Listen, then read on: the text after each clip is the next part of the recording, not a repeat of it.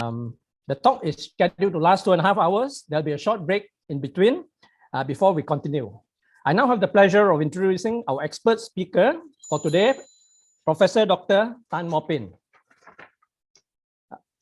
Dr. Tan is professor in geriatric medicine at the University of Malaya. She qualified from and received further specialist training in geriatric medicine in the United Kingdom. She is the principal investigator of the Transforming Cognitive Frailty into Later Life Self-Sufficiency program, which is funded by the Ministry of Higher Education Long-Term Research Grant Scheme. Prof. Tan is also the honorary secretary of the Malaysian Society of Geriatric Medicine and the College of Physicians of Malaysia. She is academic editor to several scientific journals like PLOS ONE and associate editor to Frontiers in Medicine. In addition, she has founded the University of Malaya spin-off, Act for Health Sendirian Berhad, and serves as medical director of the Genting Dementia Day Care Center and Aged Care Services Sendirian Berhad. Please join me in welcoming Dr. Tan. Dr. Tan, to you. Can you guys see my slides? Yes? Yes, yes. Yeah, okay.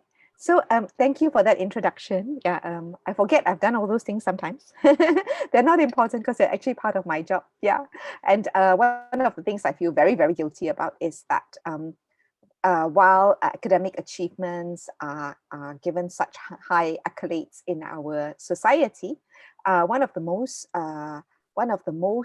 unsung kind of contributions to society perhaps is the caregiver. And hopefully by the end of today's talk, those of you who are caregivers amongst you will actually feel proud about what you're doing, because really there is really no other more noble work out there than becoming a caregiver. I am a caregiver myself. So some of the things that I have to share with you is actually heartfelt. And to be honest, I cannot, it's often, people do try very much to make me feel guilty because I have a career. And, you know, people do feel that caregivers have to give up everything in order to be a caregiver. And I hope that that will disprove, part of this talk will actually disprove what I have to say. Okay, so disprove what society's perception of what caregiving is. Okay, so before I actually formally start, maybe those of you who haven't had a chance, I'll give you some time to fill in this form. Okay, so this is actually a caregiver quiz. I have actually borrowed from a website called the AARP, which stands for Age Associated Research Program. Okay, so I'm sure you probably gather that we have learned more than we have actually learned quite a bit about how to run our research, as well as how to commercialize our research from this area. But I'll give you a bit of time to actually answer this this questionnaire. If you really want to remain anonymous, please feel free to just type in a fake address. But otherwise, you will actually get mailed an email with your actual responses if you put in your email address, so that you can look at it later. Most of us here will be a caregiver of some sort, so do actually fill this in. Okay. Are you able to see the questions? Yes. Yeah. Okay. Yeah. So I've posted the link.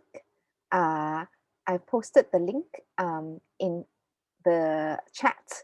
So if you want to fill it in on your devices, just click on that link and the questionnaire should pop up on your devices alongside your Zoom. Okay.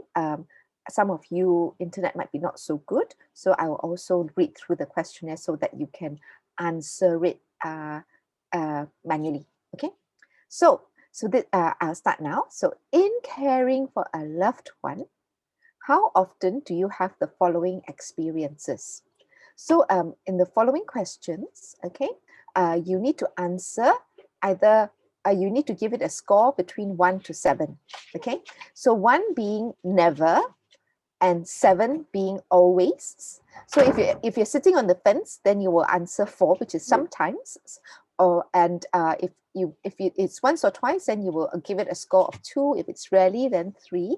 Often it's 5, and 6 is usually, 7 is always. Okay, so let's start. Okay, so so in caring for a loved one, how often do you feel resentful? Okay, so give that a score of 1 to 7. Remember, 1 is never and 7 is always.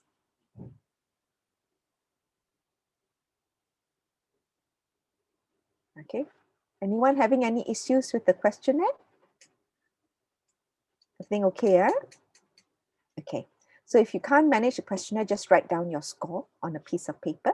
Okay, so now the second question is, how often do you feel trapped? Okay, 1 for never and 7 for always. Okay, how often are you tired or not getting enough sleep?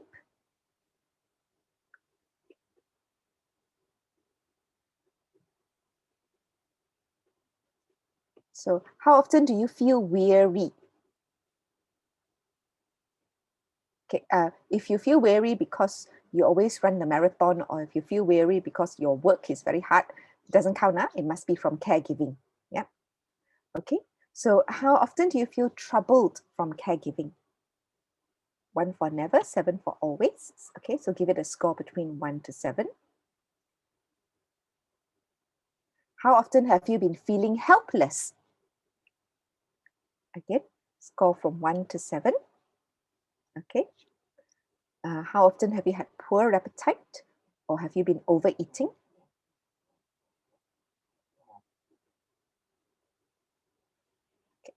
How often have you been physically exhausted?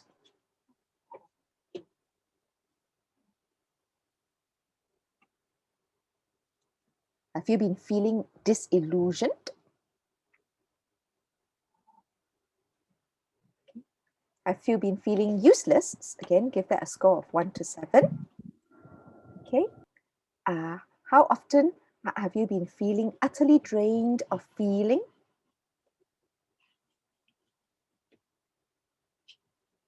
Okay. How often have you been feeling burnt out?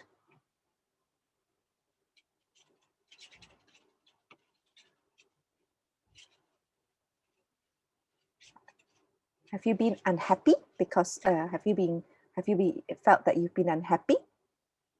Again, 1 is never, 7 is always. Give it a score between 1 to 7.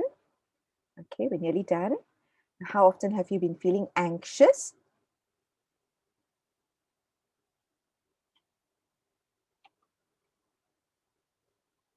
And how often have you been feeling rejected?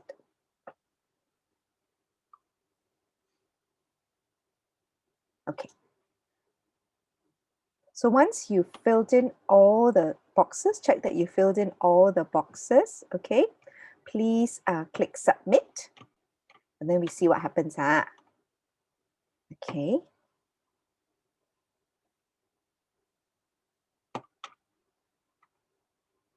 Oops.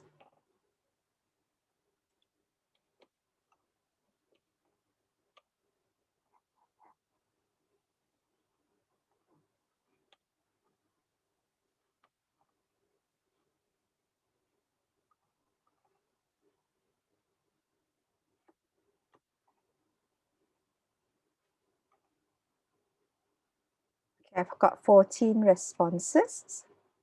Very good. Okay. There's some people still in the waiting room. Wow.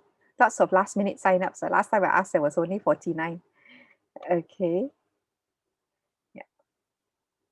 So those of you who arrive a bit late, in your chat box, there's actually a link to a form and that's a caregiver's quiz, okay, which is supposed to, if you're a caregiver, tell you how stressed you are at the moment. Okay, so we're getting a few more responses. Let's wait for it to come.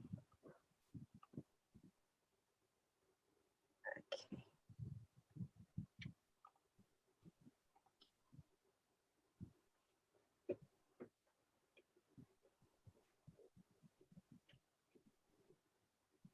A lot of people sitting on the fence, a lot of fours, which is good. Okay. At least people are being honest about their feelings. Very good. Okay. Very good. Okay. And 21 responses.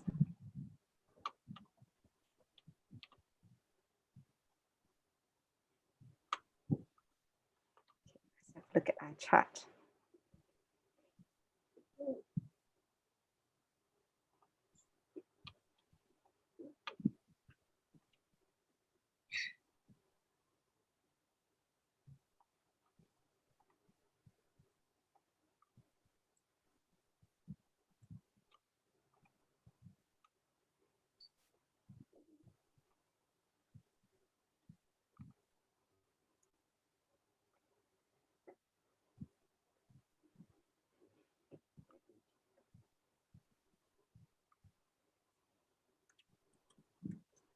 Sorry, slight technical error. I just got to sum up the total again. My mouse is playing up at the moment.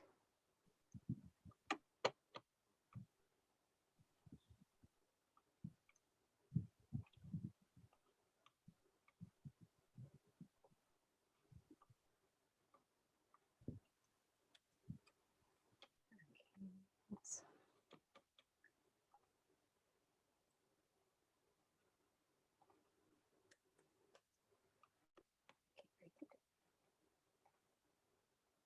Okay, this is just a bit of a game. Yeah, you don't have to be too honest if you don't want to be. Okay, right, fantastic. Okay, I'll just delete all that because I put in fixed scores just now.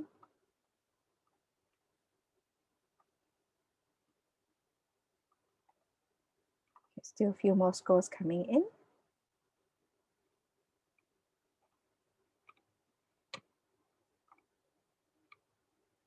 Okay, very good.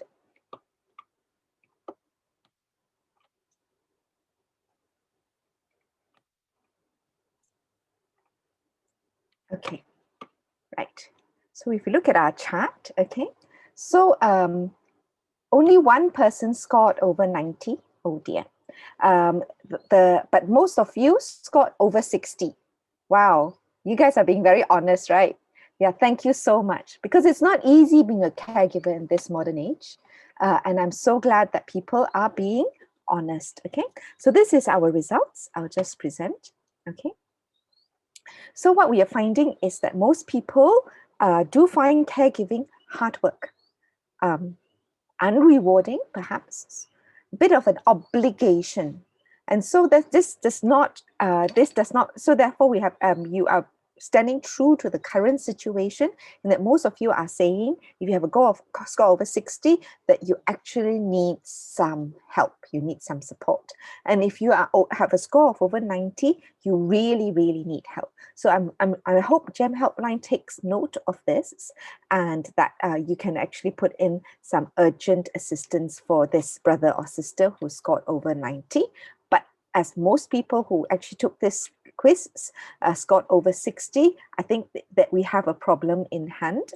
It wasn't surprising, but maybe after today's talk, you will be able to find something that will help you make caregiving a bit more enjoyable, at least. Okay, so a caregiver.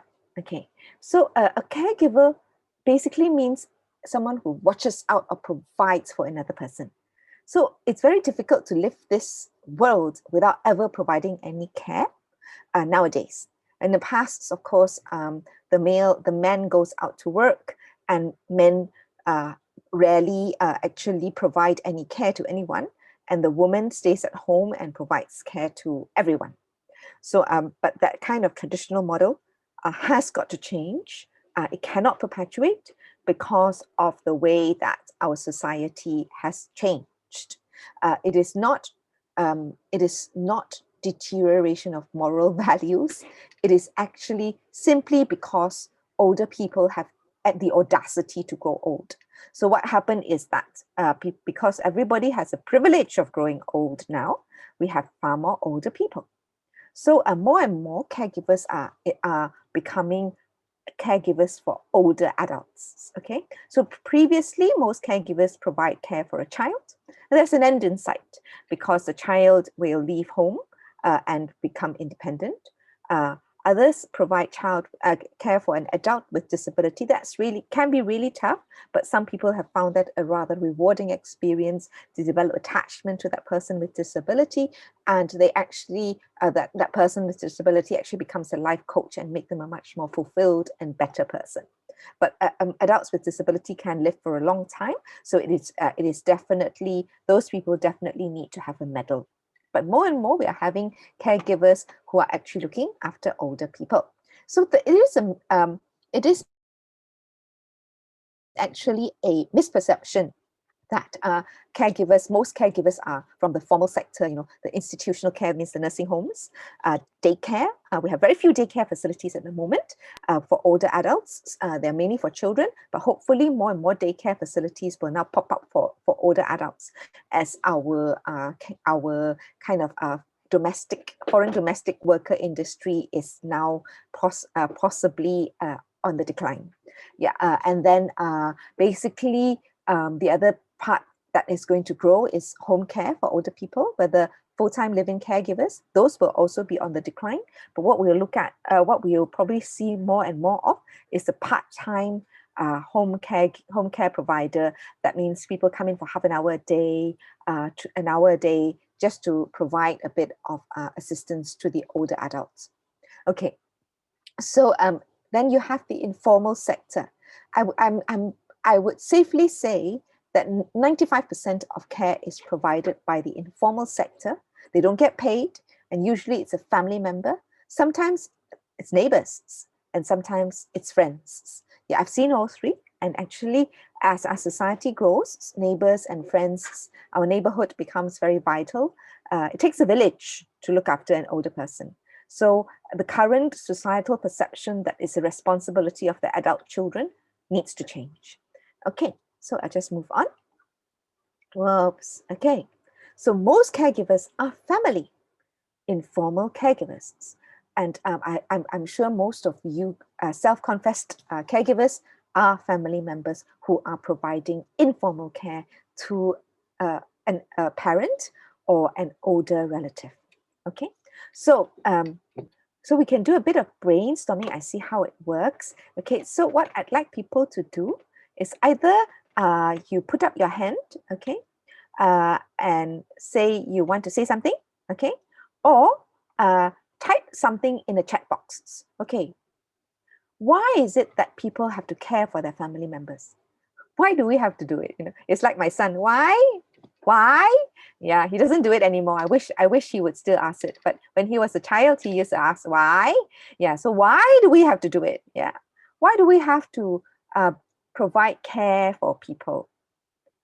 Is it part? I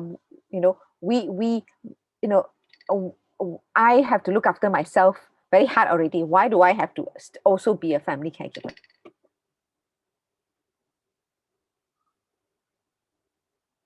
Very shy, everyone. We got out of love. No one else to do it. Yeah, obligation. Yeah, imposition, filial piety. Okay, okay, out of love. Yeah. Okay, compassion, obligation, responsibility. Yeah, my parents gave birth to me. I have a responsibility to look after them. Okay, families have lesser children. That's true. So in the past, you still have, definitely caregiving was very much the realm of the family. Usually the youngest female child, isn't it? They never get married and they have to look after their parents. And then when their parents pass on, then the rest of their siblings provide for them. Or if they're not too old, they can be married off. Yeah. Love and respect. Want to help in a way I can. Yeah. Okay. Yeah. gratitude to parents. Yeah, I sense that, yes, gratitude and love. Does anybody think that you have to care because people will think very badly of you if you don't? Feel a societal pressure that you have to care?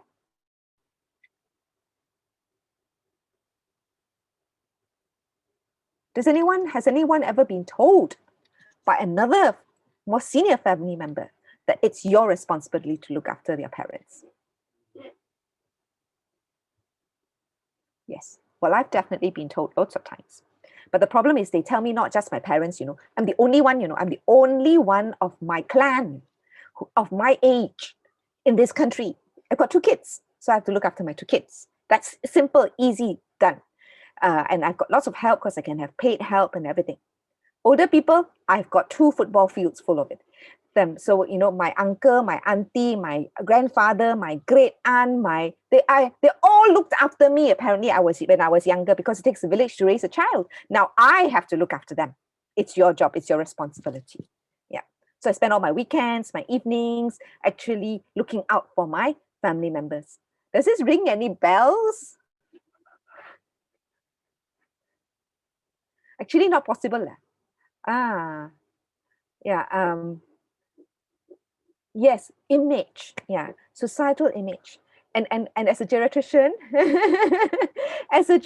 I can tell you that it's the one who feel guilty, who bothers me the most, It's like, kacau me so much. It's like, because they feel that they've not fulfilled their duty. So mom and dad, I need to make sure the doctor looks after mom and dad properly. Not that they looked after mom and dad properly, but they definitely give me a hard time because they say, oh, this one is not right, this one is not right, this one is not right. The ones who have spent a lot of effort looking after their parents would not have that guilt because it is because they fulfilled their societal obligation. So they are actually a joy to work with. They're ready to let go, and then we can actually do care properly. Do I blame those who give me a hard time? Of course not, because I understand where they come from. Because if there was not such a societal pressure for them to actually provide for their parents at what do you call it, a demand that they can know, a standard that they couldn't meet, then we wouldn't have such a hard time. So hopefully this talk actually will save us, will save me some time in having to deal with these we often call difficult relatives, Yeah, because we've actually managed to hopefully make people feel okay. Yeah, you contribute what you can. Yeah, the thing about an aging population is that it doesn't mean that we turn back the clock. We don't go backwards in time. And this is what people don't understand. Your dependent, according to our law, who's your dependent?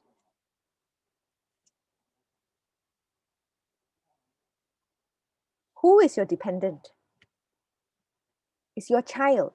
You are obligated by law to provide for your child until they are of age, that is 18. So if you neglect your duty, then you are actually liable. Yeah, you can be taken to court for abandonment, for neglect, those sort of things of your child. The law does not currently obligate us to look after our older adults, and it's for good reason. First of all, why do old adults need looking after? They are adults. They are of age, and they can make their own decisions. A lot of the things that need them to be looked after, that necessitates a need to be looked after, can be treated, and they no longer need looking after.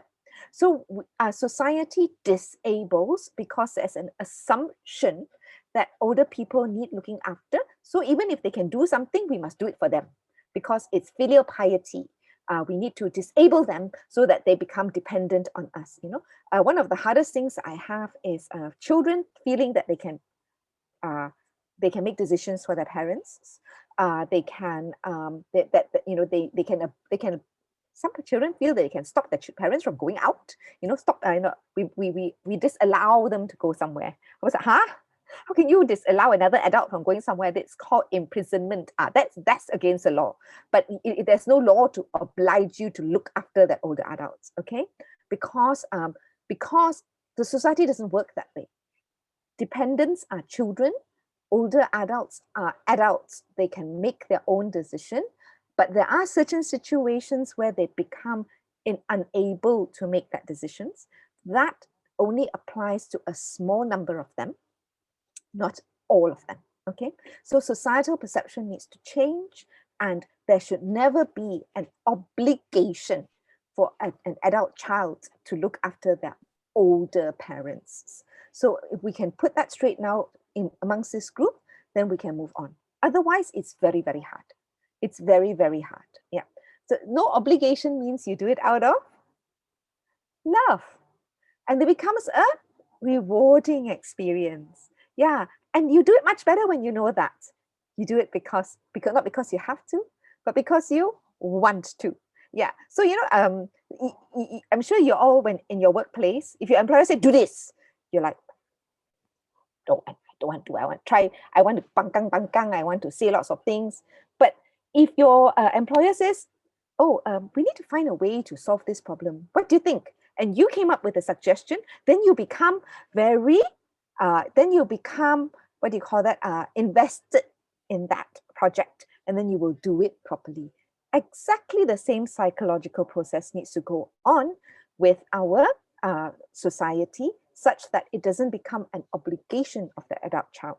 Again, that will also rub off a lot of the perceptions in that, because if it's no longer the responsibility of the adult child to look after the dependent older adult, of which these are only a small number of the population, not all older adults, then what should society do? Work together to support those who need help. Yeah, that's what society is meant to do. Yes. Yeah. So but nowadays society just, I'm horrified when some patients I have are disabled, become disabled because of an illness, and they need care. Yeah. So because then we talk about, family members taking them home, and then the family members say, no, I can't manage. So then basically is that so then we will, so there's the assumption by saying no, not we can't manage, is that they have to stay in hospital. But because our beds are so scarce, we actually sit on this child to take the mom and dad home. You must take her home. This is your responsibility. And then if they don't do that, we call social worker. Social worker rounds up all the family and talk to them. It's your mom. It's your responsibility to look after them. I'm so shocked at the way that society actually views older people, and it's not very good for older people. If I feel that my children are obligated, I've been made obligated by society to look after me, how would I feel? How would I feel? I would feel useless, right? I would feel like I no longer have value to society. I'm a burden to my children. Yeah. Whereas, if my children, if I can still do a lot of things myself, and then, my daughter brings nice food now and then because she enjoys cooking and she wants to give me some nice treat, that's much better than your daughter having to bring your every single meal to you because it's her job. Yeah. But I'm useless really, I cannot cook. You can still cook, but your daughter just supplements your meals because she loves you. Yeah, those things need to change. Otherwise, it becomes a very unhealthy society. Yeah, and we're moving that way. Yeah, okay. Alzheimer's parent is a full-time job. I disagree. It's more than a full-time job. Okay, so it's not possible for one person to look after a patient with Alzheimer's. Some of them, yeah. So and definitely someone who's untrained, who's had no qualifications, it gets very, very hard. And the environment as well is another issue. Not all homes are suitable for care of people with dementia. Okay, so so we need to address this. Yeah, whether the answer is going to be government subsidies, or we call it the global village. So in developing countries, you have the global village, where the whole kampong looks after the older person.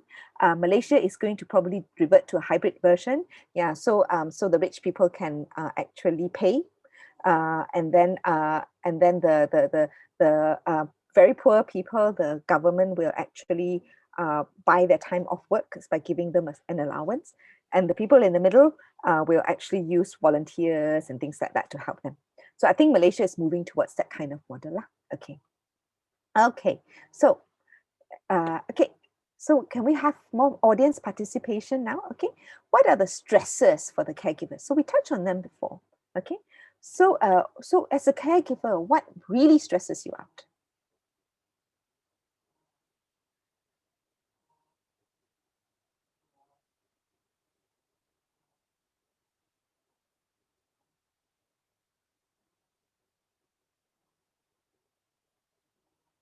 While people are sparking up some courage, maybe I can share. No time off. Yes, that's right. Lack of knowledge in caregiving. Yep. Total reliance. You know what really stresses me out? Everything is my job. It drives me crazy because I'm the only girl in town. So no, my husband is one of three boys. So even his parents become my responsibility because I'm a girl. Yeah, and then his parents have siblings. Also, I get called on because I'm a girl. Yeah, so everybody just focus this on me because I'm the girl. And then the children have expectation also when they were brought up with a preconceived idea that mom has to provide for mom has to do this, mom has to do that. Yeah, if no food on the table, nobody asks that, you know. They call mom one. Dad at home upstairs, but they still call mom. Yeah, so that drives me totally up the wall. Yeah, not sleeping. That is amazing. Yeah, that is really, really it's a big problem, isn't it? Getting enough sleep. And if you cannot get enough sleep, then life is really very difficult to get on with. Okay. Yes, not being there at the time, that is really tough. And I do have to say that we do deal with this as part of my job. Yeah, explaining to them that actually it's not possible to be there and should not be expected to be there. Okay. Oh, person cat for not following instructions. We'll definitely deal with that in a bit. Okay. Yes, a lot of complaints. We call them unsolicited advice. So we didn't ask for you to say anything. Why you have to say one? Yeah, I've got one, one very remote manager living over in. Don't anyone tell me. Don't tell her. I've got one remote manager living in UK. Yeah, so they will decree what needs to be done, and they will follow up that it's done. Have you got that one? The remote manager? Yeah, the sibling who is guilty because they're not here to provide because society they feel a societal obligation, and then they want to whatever they want to be provide for them, they feel that you're their surrogate. Have you had that? Yeah. Okay. No me time. So hard, right? No me time. I think me times I think disappeared when I had my first child. Yeah. Okay. Total reliance, lack of knowledge. Yeah. uh, Even moderate dementia is challenging. Yeah. Maintenance of Parents Act. Oh, that's not it. Yeah. Okay. I don't. Maintenance of Parents Act is a waste of time. Yeah. It's just politicians talking shop. US has had it for years. They've never been able to enforce it, so we're wasting money if we try it. Okay. Even Singapore cannot enforce it. So don't bother about it. It's just politicians keeping us busy while they do other mischief. Okay. Uh, okay. Difference in opinions among siblings. Yeah, we have a lot of problem. Some older people have several siblings, and then I keep telling my junior doctors, no, don't talk to any of them yet. Yeah, talk to the old person and try to find out from the old person which one. If the old person cannot tell you, then you don't just tell one person. You need to find out from the what person, what kind of relationship, who mainly cares for them. But even then, you still get a second sibling coming to the doctor and say, don't say anything, don't listen to my sister, listen to me, I'm the decision maker. Then the sister say, of course I'm the decision maker, I look after that. Yeah, so it's very difficult. Sometimes the decision maker is in America, yeah, how to make decisions when you're in another country because they're not even there to see what dad or mom is like. Very complicated. Yeah. No freedom to go anywhere, cannot leave them alone because you've been told watch them 24/7. Don't close your eyes, right? Don't go toilet. Yeah. Okay. Having to use force to stop from doing something dangerous or harmful. Oh, that is really stressful. That is really, really stressful. Yeah.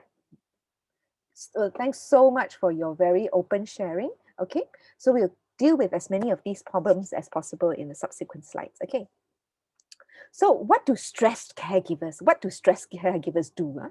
What I'm sure you all seen a lot of stressed caregivers because you do this job, yeah, with the counseling and everything. But what happens to someone who is stressed?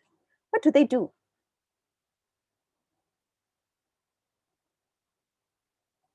I know what happens when I'm stressed. I just kind of do nothing. I kind of just drive my husband crazy, you know, because I would just do nothing, because it's the safest thing. If I try and do something, I'll mess it up. I'll get angry or something. I just do nothing and just sit in front of the television and start flicking. Yeah.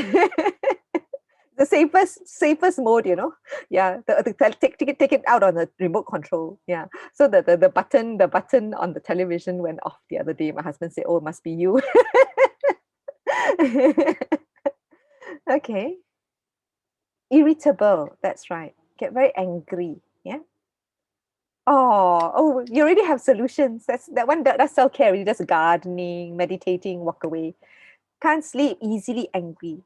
So, and who do you take it out on when you get angry? Because you take out on the person you're caring for, because there's no, you know, you can't leave them. You have to be there all the time. Of course, you're going to start uh, shouting at them, and shouting is not enough. Some people actually become physical.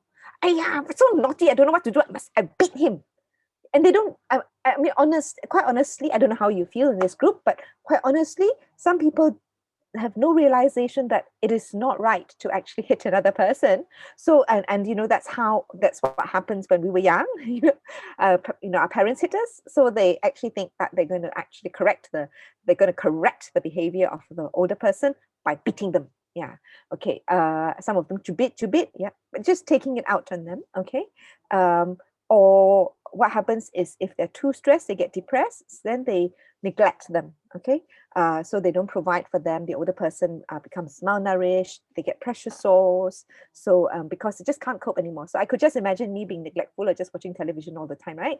So so no good to get stressed, right? I could have done so much more if I wasn't stressed. Okay. Yeah. Okay. Someone's already come up with solutions, and they're great solutions. Cry is a great way of getting rid of stress. Yes, please cry, it's fine. And even better, you go and cry over somebody's shoulder. Okay, that's the most safest way to do. And when you cry, people come to your aid. When you know, if you get angry, you make other people angry. When you cry, people have this response that they say, "Oh, think she's had too much. Let's see what we can do to help her." Okay, so crying is a great thing. Yeah, for men, very hard to cry, right? Yeah, Malaysia got problem, you know. Men not allowed to cry. So men must learn how to cry too. It's okay to cry. Yeah, okay. And when you're stressed, you can't sleep. So you already cannot sleep because you're looking after someone full time. And then someone you cannot sleep even when they're sleeping. Ayo, so tai one, you know, so horrible. Because it's like your mind is still racing. Yeah, you cannot sleep. So it makes your problem even worse. Yeah, it's that time, like when I was a junior doctor. It's like you've been on call 7 days on a night shift, and then on the finally, when your night shift over, you go home, you think you're going to sleep, but of course no, your mind is still racing because you've been on like hyperdrive for 7 days. Can you imagine being like that 24/7? 24/7, 365 days a week, because they are permanently on call, permanently on night shift. Yeah. Okay. Yeah. Okay. Yeah. Okay. Very good. Some people have already figured out what they could do, and the solution we will come to in a short while. Okay. So why do we care for caregivers then? I'm sure you all know that. Yeah. Why do we care for caregivers? I mean, I can tell you that in the memory clinic, the caregiver hijacked the whole thing.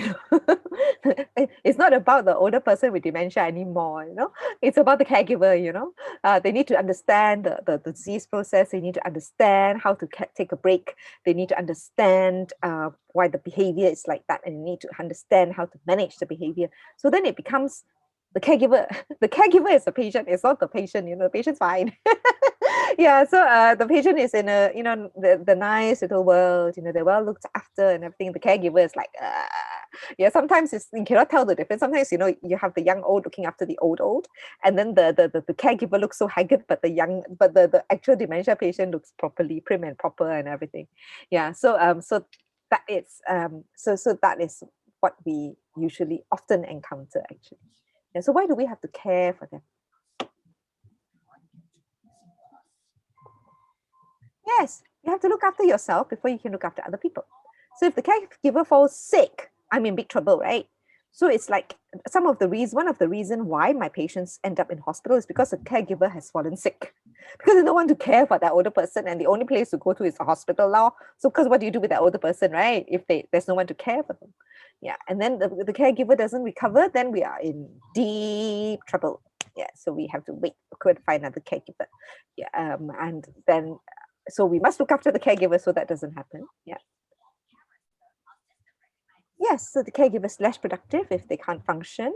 And then if we talked about elder abuse, the shouting, the hitting, the pressure sores. Yeah, so it's also detrimental on the overall health of the older person. Yeah, to recharge the battery, yes, so that we can get a better, so that we can actually have a healthier patient, yeah, as well as a healthier caregiver, and then there's overall less burden to the healthcare system. Okay. So you all get the okay, let's do a case study. It's not me, okay? This is a 43-year-old lady. She's married with 2 children, and they are okay, primary school age. So can still do things themselves, thank goodness, but still need things done for them because at primary school age. And an older sister living in Australia and a younger brother in Singapore. Husband's the only son. So then parents and in-laws are still alive and they're aged 68 to 80. Yeah, I'm sure quite a lot of you are in that similar exact situation. Yeah, one of the tragedies of Malaysia is international migration. We call it the brain drain, and we think Malaysia is the only one, but we do this to our Filipino neighbors, our Indonesian neighbors, and then Africa also same. Yeah, all the Africans have emigrated to Europe and America. So they have lots of old people in these villages, no one to care for. Yeah. So so this is actually the woe of developing countries, because developed countries steals its citizens. Okay. So so father-in-law had a stroke. That's it lah. So the husband looked at her. She looked at the husband. Who earns more money? The husband earns more money. Then the husband look at her. Well, you quit lor. Look after my father. So that's what she's had to do. She quit her job to be his full-time caregiver while still having to provide with her own adult children, and also having to provide in some way for her in-laws as well as her own parents. Yeah, her mother-in-law and her own parents. So she has a lot of people to look after. Last time, the one mother can look after 10 children, but now one mother looks after 2 children and 4 older people. Yeah, so that's the way it is. Yeah, so women has not lost that kind of role, unfortunately. Okay, and of course now husband is the only one working, so have to work really hard now to support the whole ching bang. Okay, so what do you think is stressing her out? Be more specific now. What do you think are her potential stresses? Okay, no life radio. Yeah, no time. Yeah, how to do all this, right? By the time the children nowadays go to school, right? No, it's not just going to school and coming home. No, got tuition, got music lesson. Yeah, overwork, grumpy. Yeah, so the mother will say, "Ayo, my daughter so fierce one." Yeah, okay. Cannot say anything. Yeah, not allowed to complain, right? Not allowed to complain because it's unfilial. Yeah, the lightning will strike you down if you say anything bad about your father-in-law. Yeah, okay. No career. What happens now when in-laws and parents are not live forever, and the children will leave home. She will have an empty nest and no income because her career is gone. And what happens to her when she grows old, right? Who's going to fund her retirement? Because so far, everything her husband earns now goes towards the father's care, children's education. There's nothing left for anything. And then his father-in-law, the only first one, still got 3 more to go, Yeah, not children also, 3 older people to go. Yeah, so how? Yeah. Okay, so cannot say anything. In-laws won't listen to you because you are considered, nothing, you're scum, you're a daughter-in-law. Yeah. Okay. She might feel resentful because she's had to give up her career.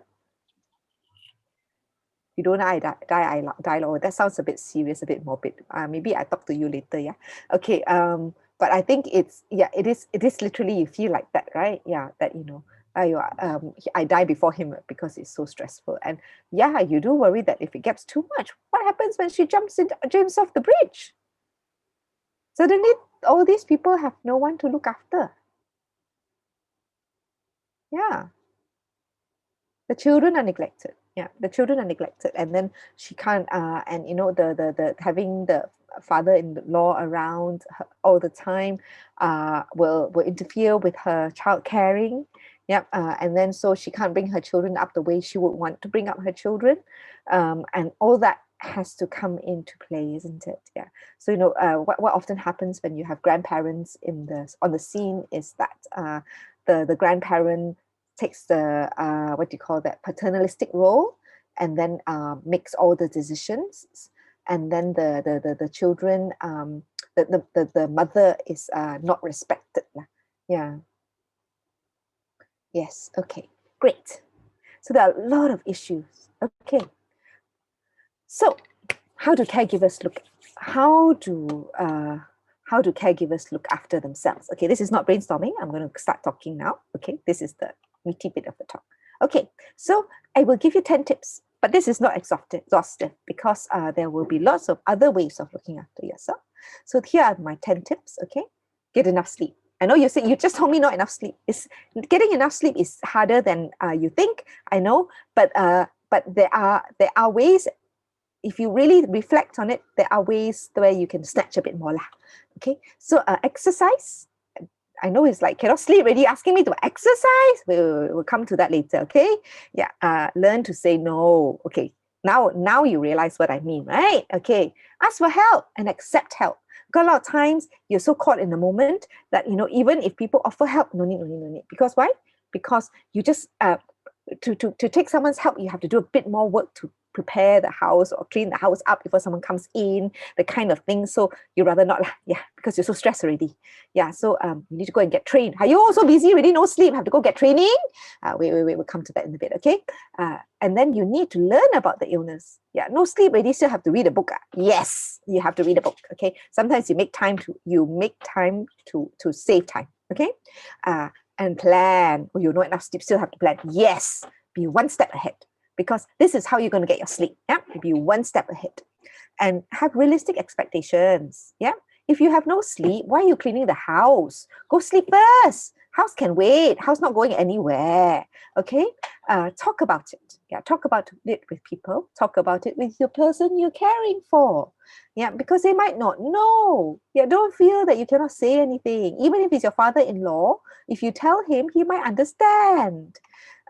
Reflection. And reflect on how you do things, and that will allow a lot of fine tuning, okay? Especially when things go wrong. If you had a really bad day, rather than sitting there being stressed, you can start training yourself to reflect on that day and think about what you could have done to make it to avoid something like this happening again. Okay, so let's talk about the main issue: rest, sleep. No rest, no sleep.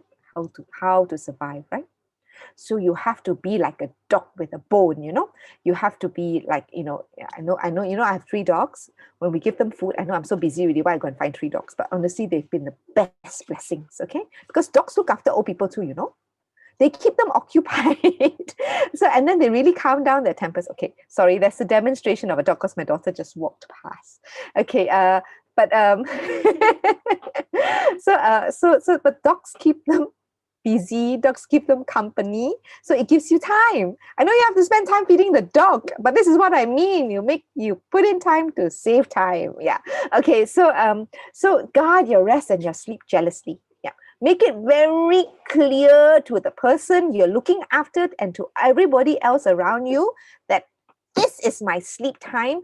You go and look after mom and dad. Okay. So make it very clear. It's your sleep time. So, it's my sleep time right now. Please keep an eye on her. Yeah. So guard your sleep jealously. Okay.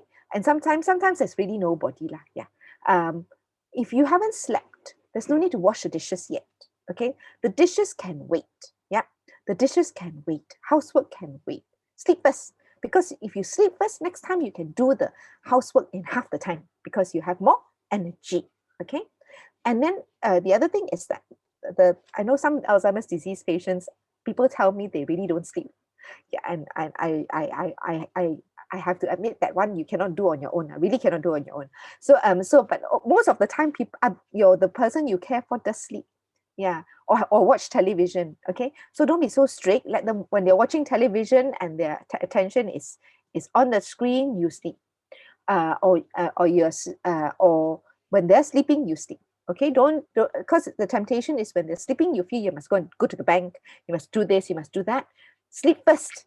Yeah, the rest of the things, sometimes things go away. Yeah, because if you haven't done something, people will help you. Those are things that people are often more willing to help you do than to actually look after that older person who could be challenging to look after. Okay. Right. Okay. How to exercise. Yeah. So you need to start your exercise routine now. Okay. If you look after someone, then if they can walk, if they're mobile, you need to incorporate them into your exercise routine. Yeah. It's actually more difficult if they're walking because you want to go running, but then they walk very slow, right? So so you might have to get to know people in the park. Yeah. And then and then when you go to the park, they know the person, and then you say, oh, can she sit with you for 10 minutes? I just do one quick round. Yeah. And then find the next person, 10 minutes, do one quick round. Yeah. So there are ways and means of doing this. Yeah. If the person is immobile, it's actually easier. All you need is a wheelchair. And your exercise is what? Pushing the wheelchair. Find a gentle hill and you push that wheelchair up the hill. And the older person now has a walk, and then you are getting exercise. Okay. And then eventually you find steeper and steeper hills. So when I had young kids, our park was at the bottom of a really, it was in a valley. So going down very, very scary because the wheelchair can run away, the push chair can run away, but going up very steep. Good exercise. Yeah. So you see lots of mom pushing the children up the steep slope for exercise. Yeah. So because it's good exercise, it's aerobic as well as resistance exercise. Yeah, really good exercise. Okay. And then if leaving the house is an issue, then you can do exercise videos and you can do it together. Yeah, they can have a chair and you do it sitting, you do it standing, or sometimes they do the low impact version and you do the full version. Yeah. Okay. But if you can at all, arrange it such that somebody else is with the person that you're caring for, and you go to the gym. So guard your exercise time jealously. You have a gym, you go to exercise class. I'm sure if you have slightly older children, they would understand this. They will look after grandma for an hour while mom goes to her exercise class or something like that. Yeah. Okay, at least once a week, but try and make it 3 times a week. Okay. It is okay to say no or walk away. Yeah, I know it's very difficult because in our culture, whatever your parents want, you must fulfill their wishes, because that apparently is our culture. Yeah, so sometimes it's ridiculous. And you must think, if they ask you to jump off the cliff, you jump off the cliff or not? Yeah, of course you would, right? But this is a similar thing. If they are asking you to work to the bone and you still work to the bone, is that correct or not? Of course it's not. It's not reasonable. Yeah. So if it's reasonable, of course you will fulfill what they want. But if it's not reasonable because you just sat down and asked you to go and get them a drink, what do? You say, wait lah, I just sat down. Wait for another, give me at least 20 minutes. Then 20 minutes later say, I cannot get up lah. Another 20 minutes. Yeah, so then it becomes a joke, Yeah, sometimes you go, I'll go get it myself. Yay! So be assertive, yeah, but in a nice way. Don't say,冇用嘅，唔識做咩？唔識自己做咩？ That one is not how you speak to your mom and dad. Okay, so what you should say is perhaps, oh, I've just sat down. Yeah, do you mind getting it yourself? Or yeah, I'm so busy, I'm really tired now. Okay, or I said, oh, I'll be going. I've just put the pot on. Yeah, I need to go and stir the pot in 20 minutes, so I'll get you a drink together. And that's all they will need. It doesn't need to be instant, doesn't need to be now. Yeah. Okay. Yeah. So saying no doesn't make you a bad daughter. In fact, saying yes makes you a bad daughter, because you'll be so exhausted, you get stressed, and then you can't, and then you're not nice to be around after that. Okay. So you need to communicate positively. Okay. So they will, like mom will say, oh, I want a new computer, go buy me a new computer. Then you're like, I really don't want mom to have a new computer, because I won't get a new computer myself. I'm sure you all feel the same, right? Because if I get a new computer, I have to learn how to use a new computer, must move all my files from the old computer to the new computer. It takes weeks. I don't want. Yeah. So when she wants a new computer, even worse. I practically need to take 2 weeks off to manage this situation, right? Yeah. Say my daughter having SPM. Yeah. Then our daughter finished SPM. Daughter find you a new computer. She's very free. Yeah. Be firm. Yeah. So sometimes we do have issues in that we have different standards. So our older generation grew up in an era where kind of shouting, it's like survival of the fittest. If you want something, you shout, you get it. Whereas we grow up, we were taught by our teachers, it's rude to shout. Yeah, you need to be polite. Yeah, if someone shout at you, you don't entertain them. Yeah, so we have to set those kind of limits. If our parents send us, if our parents shout at us and we go scuttling and doing exactly what they want, what will they do in order to get what they want next time? They shout at you again. Yeah, so you're asking for your own, you're making a rod for your own back, If they shout at you, you just have to be firm with them. Okay, even people with dementia can understand this. I don't have to sit here and listen to you shout at me. Okay, we can talk about this when you are able to talk to me calmly. Be very firm with them. Okay, so if they ask nicely, they get what they want. If they shout at you, they don't get what they want. After a while, they don't bother shouting really lah, because if they ask nicely, they get what they want ma. Yeah, but you better give them what they want when they ask nicely. Okay, so we do this in a way that and we do this in a quite regularly in the geriatric ward. So you often see the lady shouting in the corner, but we don't go to the one that's shouting in the corner. Who do we go to? We go to the nice quiet patient this side. So we turn the back to the shouting one, and then we go to the nice patient, and then we talk to the nice patient very nicely and everything. So then this one goes, well, listen to me, I give up lah. And then we go to her, hey, how are you? So she realized that she doesn't need to shout to get attention. So shouting no point really. Yeah. But if you give attention only when they shout, you're asking for trouble already. Yeah. So and then the other thing is that if things get too much, so we do this all the time on the ward and it seems rude. But if the patient is really difficult to handle, what do? We walk away. We let them sort themselves out. Yeah, we go and hide. As long as the environment is safe, Yeah, so you need to make sure you have a safe room. Yeah, no sharp corners, no loose rug for them to drop on, nothing that they can break. Then you just leave them there. Okay, and then let them sort themselves out while you sort yourself out. Calm down first, or go and sing a song or play the guitar a bit or something like that until you calm down. You can deal with the situation again, and then you go in like nothing's happened. Yeah. So those are little things that you can do, and then becomes a game. It becomes a game because you have the ammunition now. You just need to decide which card to play at what point. Okay. Prof, Yes. we have reached our halftime, at the Okay. moment. So why don't we take a break for about 10 minutes? We'll come back at, now it's 3:03, I think. Yeah. We come back at 3:13. Yeah, sure. Everybody take a 10-minute break, toilet break, whatever. Okay, sure. We'll see you No back in 10 problem. minutes. Yeah, okay, thanks.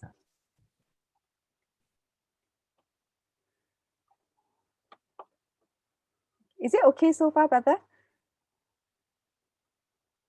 So you're muted, I think. Yes. Yeah, so far it's you're very doing good. Very good. Yeah, it's very engaging. Oh, okay, that's good. I'm hoping that they will, rather than be a factual talk, but that it will, help them see some light lah. Yeah, because I can see that there are a lot of stress caregivers out there. Huh? Yes. Yeah. I don't know. Do you have a slot in your presentation for them to share or at some point? Yes. Yes, Yeah. I think Actually, this is way more than halfway. It's nearly done already. Yeah. So so after that, people should be able to just unmute and talk Yes, about yes. their But story. maybe you should just remind them again that Yeah. this is being recorded, you know. So if it's anything really confidential, then maybe not the right place to share lah. If they are uncomfortable, Yes. if they are comfortable for it to be recorded, then fine. Yeah. Okay. Yeah. I know that's usually quite difficult, isn't it? Yeah. Because Just- people you usually know who they want to, who they care for, right? Yeah. So so that's tough. Yeah. So I think they do need to be reminded, because sometimes Yeah. it's so you held it Yeah. in for so much Mm. that it can be really hard. Yeah. Yes. But it's very painful, actually, our country's journey in all this. Yeah. It's got to the point where it, we really need to do something about it. So I'm very glad that you guys have brought this up. And I'm surprised at how honest people are, you know. Yeah. That they realize that actually they're not doing it out of love. They're doing it out of societal obligation and social pressures. I think both. I mean, it's sort of Yeah. all in. You know. I mean, as in, you know, Primarily is they cannot find people to look after. You know, I mean, there are very few daycare centers. You yes. know, especially now with COVID-19. You know, they don't accept anymore. They don't accept. Yeah. Yes. Yeah. To be honest, daycare centers couldn't survive before, because there was never the margin very small one, because they had to keep the cost down. People don't realize that the wages of the caregivers is a lot. You know, our Filipino caregivers get paid 4,000 a month. Oh, that much? A lot. Wow. Yeah. So they cannot afford to, but then, you know, the clientele cannot pay. So their margin is very small only. Yeah, I think not everyone can pay 5,000 a month. You know, for daycare. You know, for Daycare, 5,000. no. Daycare can never be 5,000. Yeah. So we, you know, the most people will pay for one day is, you know, 150 ringgit and thereabouts. Yeah. So the maximum for a month will be 3,000. 3,000. There's a lot of money, you know, for a lot of people. Oh, Yeah, too for much. for many people. Too much. You can't do that without a double income. Yeah, And that's sacrificing the children's education funds. Yeah. So actually 3,000, yeah, Prof Tan, 3,000 okay, because I have got a friend, the mom invalid, you know, 3,005. Luckily got 5 siblings, all shared out, 700 each person. Yeah. And I think the poor old lady must have felt really burdened, you know, to the family. I think she only sustained herself only for about less than 3 months, and she passes on. And my friend, we had a chat, she was saying that, you know, like it's not hard sum lah, no? It's in the long run, if this carries on, not all the family members are able to fork out 700, you know, a month.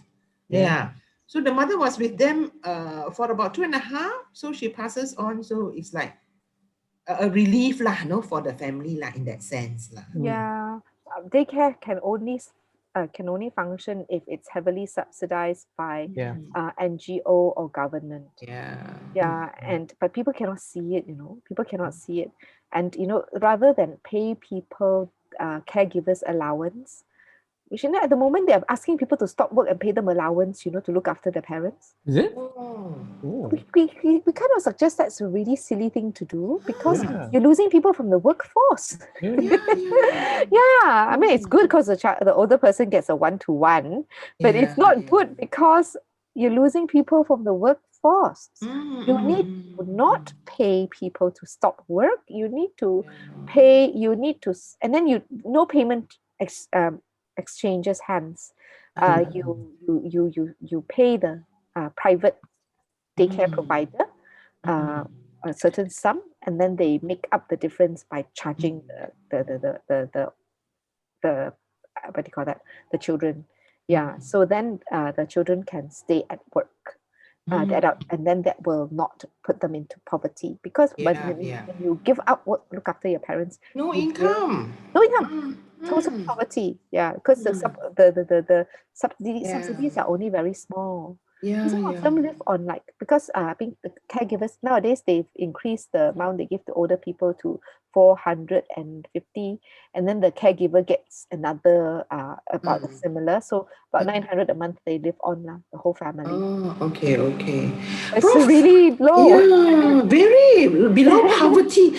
Prof, I read somewhere that, you know, like, I don't know which country are you offhand, it's just missed my mind, that, you know, like now that you're able, like, you know, for example, I'm a retiree, I can actually get a card somewhere, you know, like a SOXO or whatever, you know, then you go and help people, you clock in the time. That's what we're doing, then, time banking, time banking. Oh, yeah, that's the one. Then later when your time is due, like, you know, you can't walk, you can use that, you know, utilize that, and there will be volunteers who's going to do that. And it goes around. So I thought that was really good. And, you know, something, you know, like we can really look at, you know, but needs lots of coordination, a lot of volunteer, a lot of staff to get this happen. No?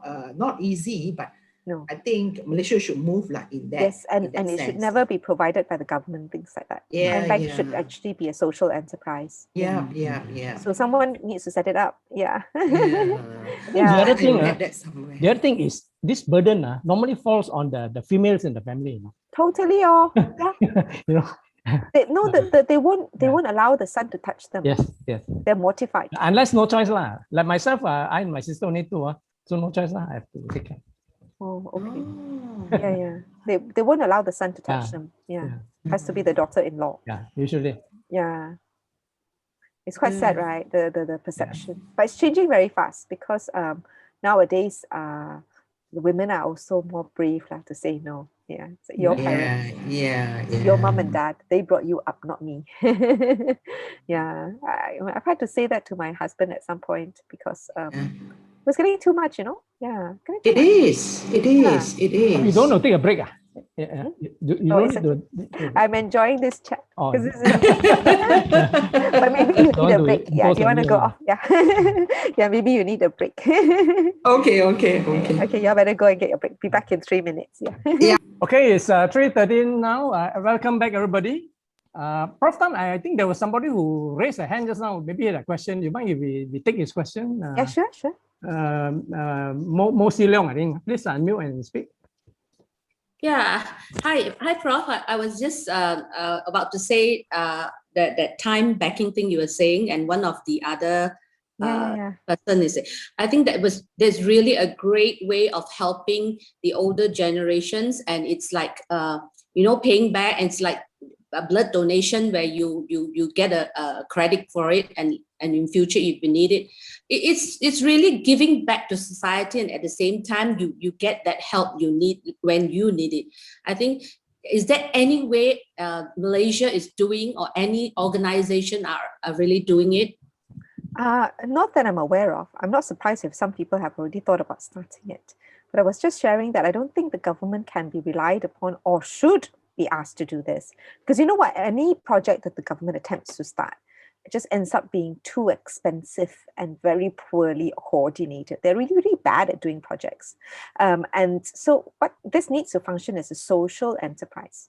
So, if GEM Helpline has the ability to, would like to do it, you have my full support. Yeah, start small. Yeah, what you need is a critical mass, isn't it? A community where you have a lot of young old and a lot of old, and off you go. And I think our community just fits the bill.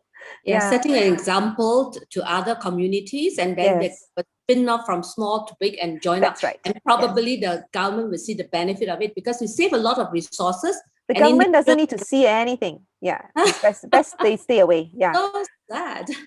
Because the politicking is out of this world. I don't like any politicians anywhere near any of my projects at the moment, because the government changed, then I don't get support anymore because I was friends with the other one. Yeah, so so it's not funny at the moment. Yeah, politics stays out of it. Yeah. So the government's not fund anything because they are dysfunctional. So we need to start working together as a civil society. We call it, I've just been at, the reason why I was rushing and giving you heart attacks is because I had to go to KL Tower to go to the National Coalition of Aging meeting, and then there was a big traffic jam coming back. Yeah, but we are we are forming the National Coalition of Aging. So we work together, we share notes, and then we actually self-police is what government would like us to do. Because anytime they get involved at the moment, it'll be messed up. Yeah. Because it just takes someone or some NGOs to start it. I'm sure a lot of people will be in supportive of it, especially when you are still able now and you can help others. And it's a therapy itself to be able to help others. And it's not to say just we are looking forward to you being helped. Of course, you won't want to, you know. But then it is like, you know, you there is an insurance, an assurance of, you know, because nowadays there are a lot of empty nest parents around. I think that would be really, really great if someone or some rich people who is willing to take this project up. I think the voice need to be sent up and out. And what the university partakes with is actually have our university students stay in the local with older adults in our community. Yeah, so the older person, the student stays for nearly free in exchange for providing some, you know, kind of daily help for the older person. So there's a lot of that going on. It wasn't formalized previously, but it's a little bit more formal now. But the formalization process has to be very slow, because otherwise, you know, once you set the rules, they're set in stone already. You know what things are like. So okay.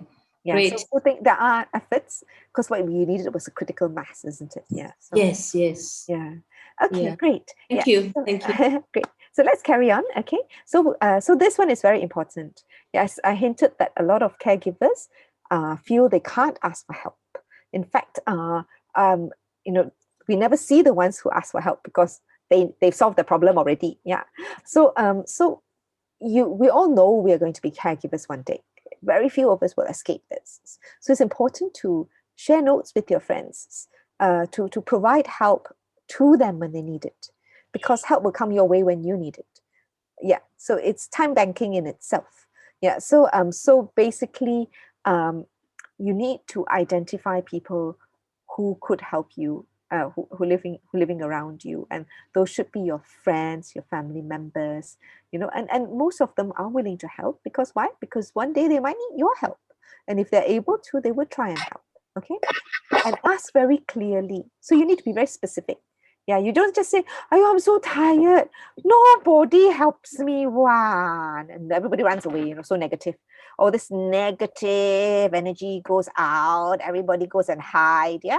Whereas you make it look like she's such a lovely person to be around. You know, you love her to bits, and she's a lot of fun. But I need to go to the dentist. I need to go to the dentist. She cannot come. Can you go and sit with her or not? Yeah, she'll be fine. You know, just give her some tea. You know, I bought some cakes and tea. Just sit there and eat cake with her, or just let her watch her television. You do whatever you like. Yeah. So that sort of things, you know. Yeah, because if you make them sound like the older person is an ogre, they all run away already. Yeah. So you need to set the right messages. Yeah. Okay. So and if they say no, so be it. Yeah. Don't be resentful. Don't say, "Oh, I'm not going to ask anybody anymore," because they never say yes one. Yeah, just ask once. Usually like that when I ask, how many times do you ask? Oh, just once. Remember, if you ask once, they said no. Next time, they'll be more guilty, you know, because you need help. Last time they didn't help you. Now they're more likely to help. Why? Because they're guilty already. They said no last time. So the more times you ask increases the likelihood of them saying yes. Yeah, or you can be merajuk sikit that girls do that, boys a bit difficult, because you know boys are a bit proud, got ego one. Yeah, so I say, "Oh yeah, last time I asked you, you didn't say yes. Can you do it this time?" Yeah, so pull a bit on the heartstring, you know. Yeah, and you know, people like to help.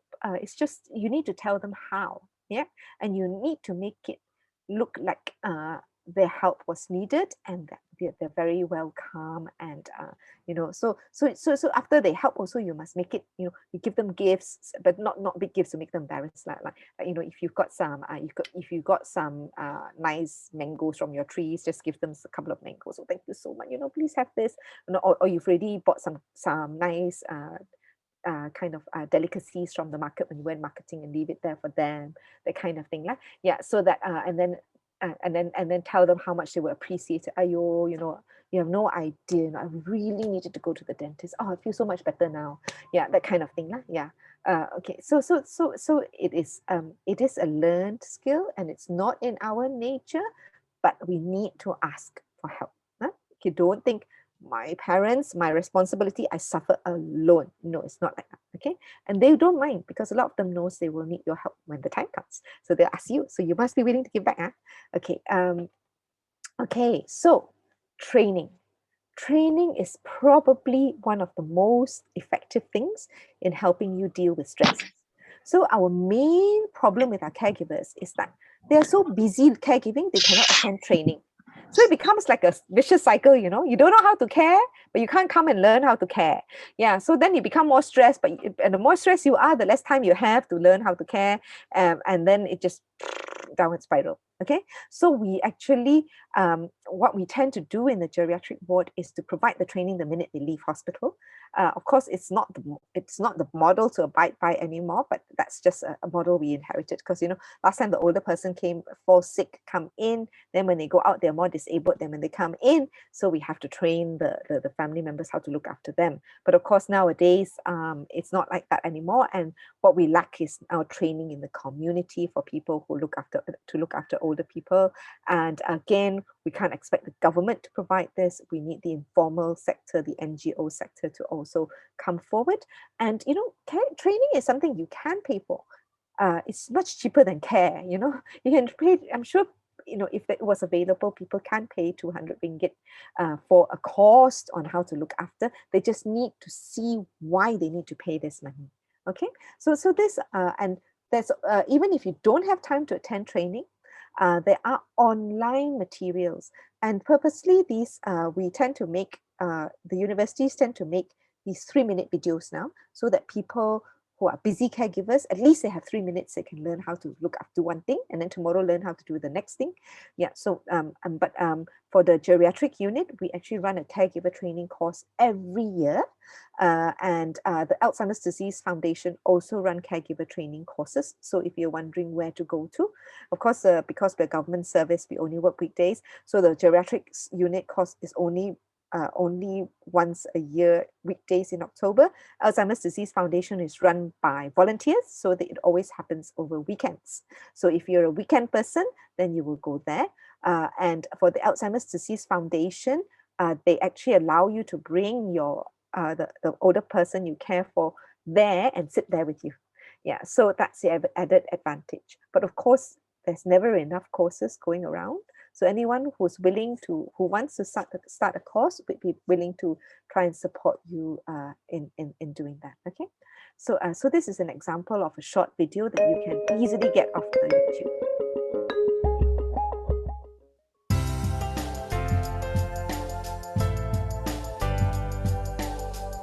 I'm sure a lot of you have this problem. My mother used to shower every day. Now, if I don't remind her, she refuses to bathe at all. If I try to help her, encourage her to take a bath, she argues with me and gets upset, says she's afraid of the water. What can I do?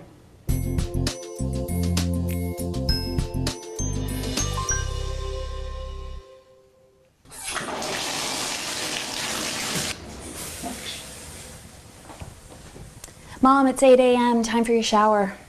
Oh, I don't need it. I don't want one. Mom, come on, please. We've gone over this over and over. No, leave me alone. Don't touch me. Come on, it's been a week since your last one. You need one. Please, get undressed.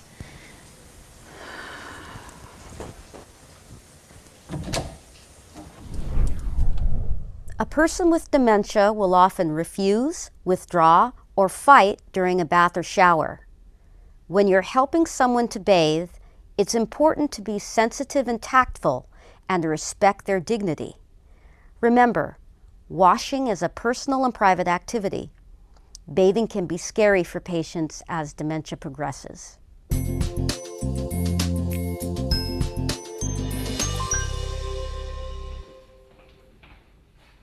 Okay, Mom, it's noon. It's time for your spa treatment. Oh, I don't really want to go. But you love the spa. It makes you feel like a queen. Yeah, and after that, we'll go to your favorite restaurant for lunch. Well, okay, I guess. All right, good. Let's go. So first, let's start by unbuttoning your shirt. I'm gonna do the top button, and then can you help? Okay. Okay. Good job, Mom. Okay, Mom, I'm gonna put a little water on your toes. No, test it, see if it's okay. How's that feel? It's warm. Good. Now let's wash down there. Can you do that by yourself? Yes. Great. There you go. Okay, we're almost finished. I'm going to turn the water pressure on low and fill up this cup with some water. I'm going to stand up. You just sit right here. Okay? Just lean your head back and pour a little bit of water on you. And we're going to gently massage your hair with your favorite gardenia scented shampoo. How does that feel? Yeah. I'll stop that there. That sounds really cheesy, right? Yeah, and Malaysia will go, ooh. But but you know, but this is what we do all the time, you know. And I honestly cannot stop them doing it. Yeah. So when I see that, you know, the family members will go to the older person, you know, time for your bath. I don't want a bath. You must go for your bath. Catch them, hold them, two people kicking, screaming, then hold them down while they're having the bath, and then everybody gets wet, right? Yeah. So and it's very stressful. But if you know, if you make it so first of all, you lower your standard. You don't need to bath every day. Then for the bath time, you make it a special effort. Then it becomes a relaxing, enjoyable time rather than a stressful time. Yeah. And you know, if you have a long bath, and in the UK we used to just leave the older person in a bath. You know, we just put the water up we fill up the bath and then we just leave them to play. But we're still there, but we're sitting there reading a book. So while they're playing, and then washing themselves, not playing. Yeah, wash themselves. Yeah. So and then they're having a good soak, you know. Yeah, and then we will actually then help them shower themselves down and then let them out. Yeah. So you have to change the way you do things, and I'm sure sitting in a pool of water for you is not appetizing, but for them it might be relaxing, because this is what we do with our children. You know, we put them in a big bucket, you know, and then they can play. Yeah, so and it might remind them of their childhood. So for some of them, it can be very calming. You know, you can put lavender soap in it or lavender oil in it, and those sort of things. Yeah. So think of a different way of doing things rather than, you know, insists on doing things the way it is normally done. Yeah. So so that's what caregiving giver training teaches you, a lot of tips. Yeah, but it takes time. So it might you might actually have to watch a lot of videos before you learn how to do it. But even better, you know, find someone to provide. Sign up for a course and find someone to look after them just while you attend the courses, or go to a course where they provide kind of sitting services. Yeah. Let's pause play again. Okay, we're nearly done. Okay, education. Now try and learn as much about the disease as possible.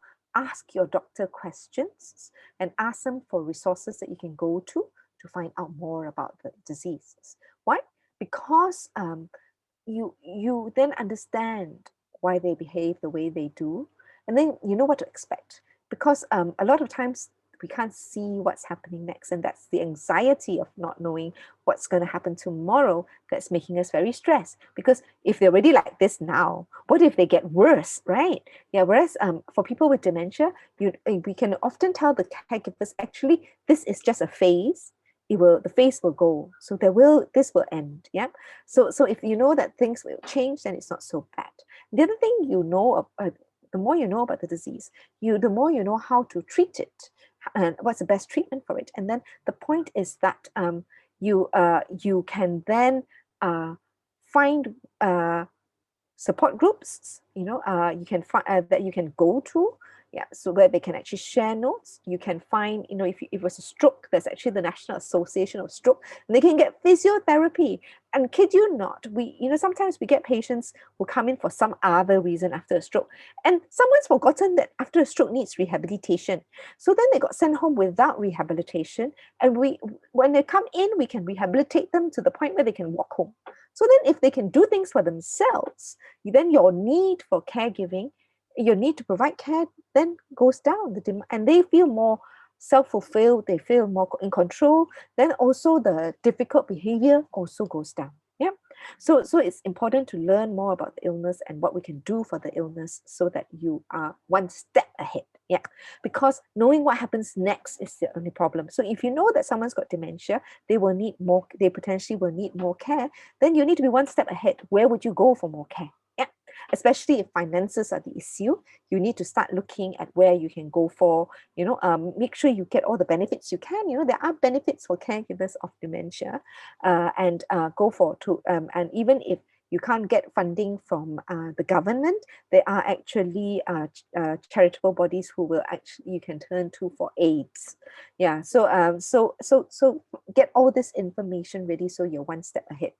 Okay, so that's financial and care. But the other thing is where to go for emotional support. Yeah, so find someone that you could just call on so that you can pour your heart out when things are not working out. Yeah, so and then nutrition. Yeah. So the worst thing is if you're very tired and has a bad day and you find yourself having to make a meal, and you're like, oh look, open the fridge and there's nothing in the fridge. So you need to plan ahead. Always be ahead. Always be like 3 meals ahead a week. 2-3 meals ahead, so you have things in the freezer, ready to thaw if let's say you can't cook tonight, and get people make lists, have lists available all the time, so that so that when you're stressed, you won't end up forgetting things. Yeah, so so that when you shop, you can shop efficiently. Just go one shop, then you can shop for the week already and nothing's missing because this is a standard weekly list. Yeah, so then help with chores. Yeah, some people are not willing to help with caregiving because they're scared. Yeah, but they don't mind helping you with some of your chores. So so always try and get some help with chores. And of course, if you're able to get paid help, please don't be so fussy. Just pay for someone to come and clean your house if you're able to do it. Okay, and then plan days out, holidays. Yeah, so there are a lot of times we cannot afford to pay for full-time 24-hour nursing care. But if you save up, you can actually put them in for maybe 2 weeks, 4 weeks, while you actually go and have a proper break. And that's things that you have to consider, because once you've had a break, then you will actually be refreshed. Don't feel guilty about that. You're still taking them back, remember? Yeah. And then hospital appointments. Yeah, hospital appointments are a real problem. Yeah. So make sure you put them in the diary, and get help early so that you can plan ahead, and try and reduce the number of appointments you need to go. So you need to ask the doctor, do I really need to come? And be thick skin, don't be scared of the doctor when you say, I already have another appointment on Tuesday. Can this appointment be on a Tuesday? Yeah, so that you can actually, get the help and do it all together. Yeah. So things like that, plan ahead. Yeah.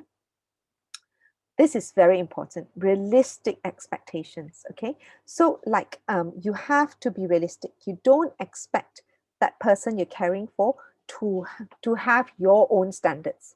That's imposing your will. Okay. If they don't want the house clean, you don't have to clean the house for them. Yeah. You just leave it dirty. Okay. It is not the end of the world. Of course, if there are rats and things like that, then you have to do something about it. But if it's just a bit of dust and everything, please lower your standards, put up with it. Because otherwise, if you're going to spend all the time cleaning, there'll be less time for caregiving. Yeah, and then like having to have a shower every time when you wake up, it's not as done. And the shower is a battle, then please don't impose that they have a shower every day. Older people don't sweat as much, so they don't necessarily need to shower every day. Okay, so and then if they choose clothes that are non-matching, just let them. Yeah, don't try and correct all the time. Okay, quit while you're winning. So if you can get them to do one thing already, not willing, winning. Yeah, so don't just quit while you're winning. You don't have to get them to do everything. Yep. So a lot of times, the caregivers who really care will look up all the things they have to do if they've got dementia, and then they'll try and make the older person do everything.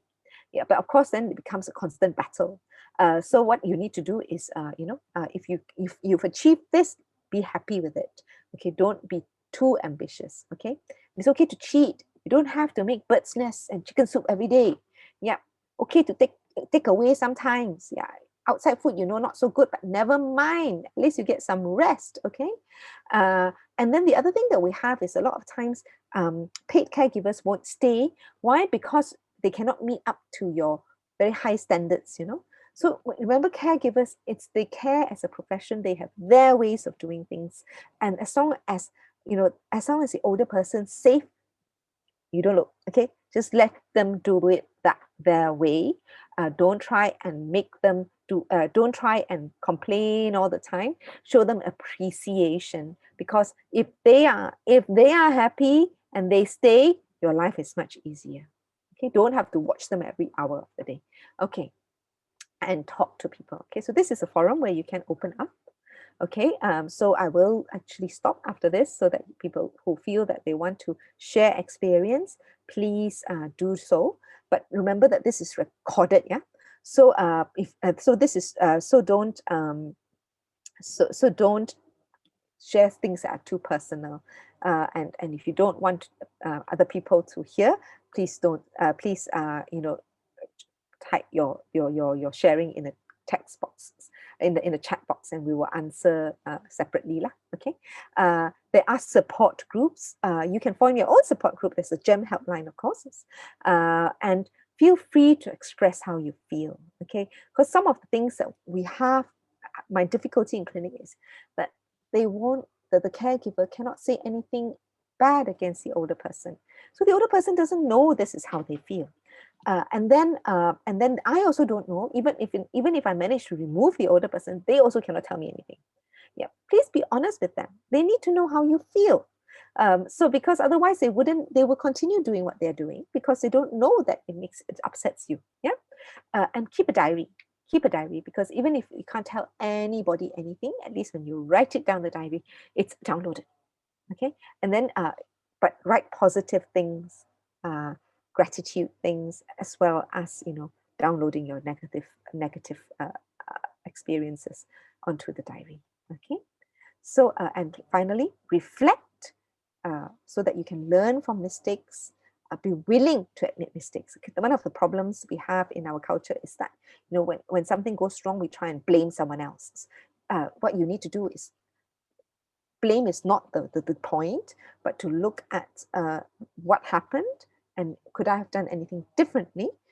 Then so if you that means admitting your mistakes, because if you don't admit your mistakes, then you will actually keep doing the same thing again and again. Okay, so and could this be avoided? Okay, so caregiving can be rewarding. It is the ultimate act of love. Okay, it is an accomplishment to be able to manage someone with challenging behavior, to actually see to someone. That's why geriatrics is so rewarding. Yeah, that's why in the US, geriatric medicine has been voted the single most rewarding subspecialty, and in the UK it's the most popular medical subspecialty. Why? Because it is rewarding to help someone have a good death, and to be there for them at the end of their life after a fulfilling life. There can be nothing better in this world. Okay, so be there. Okay, being there for them when things happen doesn't mean being there in the final minute, because usually the final minute they're out of it. Yeah, I don't know what I don't know about your beliefs, but a lot of there is some sort of superstition that you must be there to catch the spirit, otherwise the spirit should go wandering. But actually, we tell people it's not possible to be there when they breathe their last minute, because you still need to go to the toilet, you still need to sleep. Yeah, being there for them means being there for them, around that time, providing for them and holding their hands, But in the last minute, usually a bit pointless because they're not conscious. Yeah, so they don't really know they're unlikely to know you're there already, So you need to be there a bit earlier. Yeah, so precious moments. Yeah, so I know you struggle, but remember those precious moments when you finally succeed in doing some things, when they come up with pearls, gems of wisdom. Yeah, so those are the precious moments that you get to hold on to. Yeah, and you'll be forever changed, because it's a very rewarding experience in your life, and you will learn to cherish important things. What is important? What is it's not all about money, but it's there is far more important things in life that things you learn about, things you people regret. not doing when in the dying days, or sort of thing. So you'll be a forever changed person, and you're making a difference. Yeah, you're making a difference. So you don't have to be an adult child to care for. To care for your own parent, to care for older people. Okay, you can always find other people's older people to look after, but like I do, and then you get to live this experience loads of times. Okay, so this is and a lot of us are finding rewards in actually doing this. Okay, so these are resources you can go to. Yeah. So there are international resources. Some people prefer international resources because they feel that they're more evidence-based. So the videos that I talked about is from the University California, University California, San Francisco. So UCSF. And then these are actually caregiver resources from the States as well. So there are local resources as well. So this is the BGF guideline and the BGF website, and there's a GEM helpline. There's the ADFM, Alzheimer's Disease Foundation. And just recently, we've opened the Genting Dementia Center, where I'm the medical director. So this is our website. Okay, and we are only staffed for 16 patients. So I have to say we've only got one more slot. But we're trying to persuade Genting to hire more.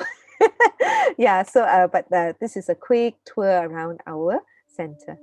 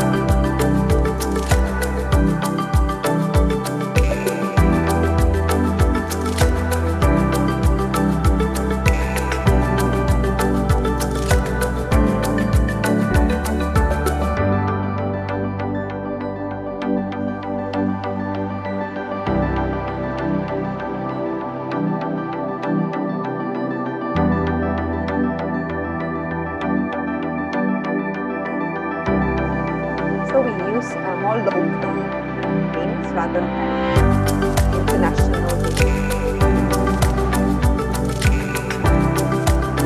We do research, so we have good sampling.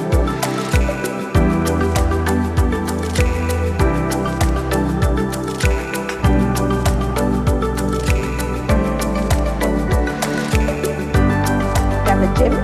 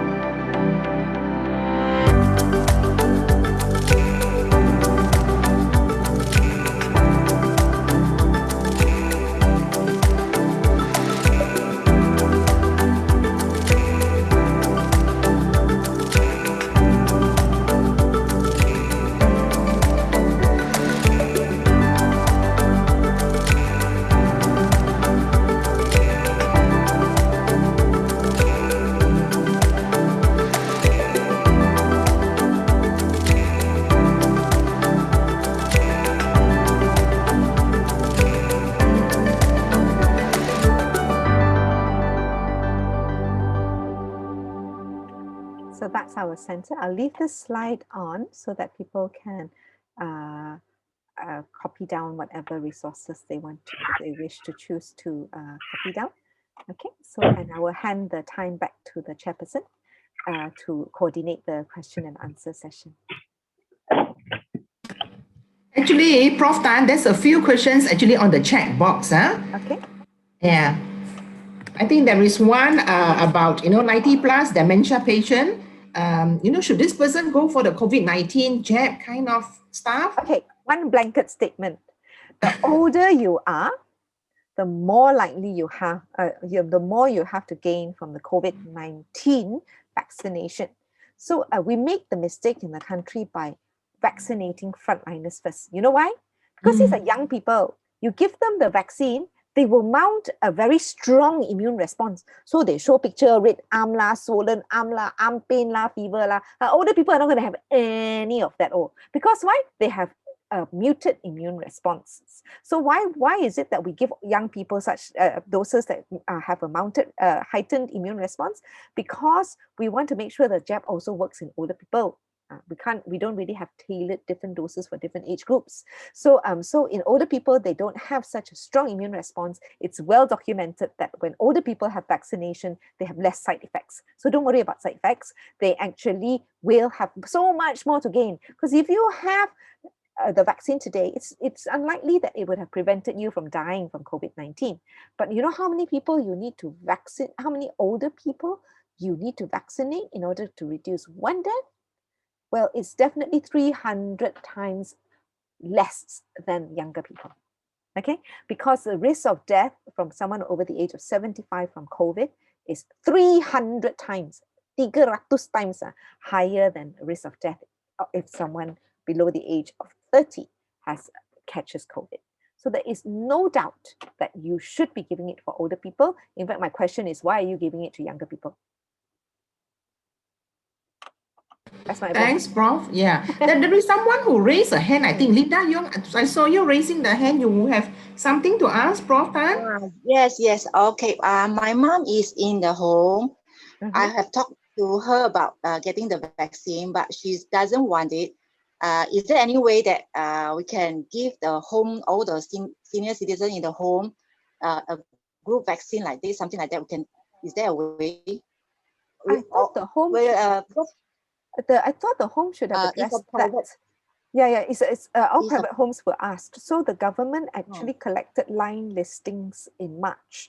So they actually sent a circular out to all care homes to ask them to submit a list of all their residents, and they would be contacting the care home anytime now if they haven't already contacted them to actually vaccinate all the staff and the residents of the care home in the care home at the same time.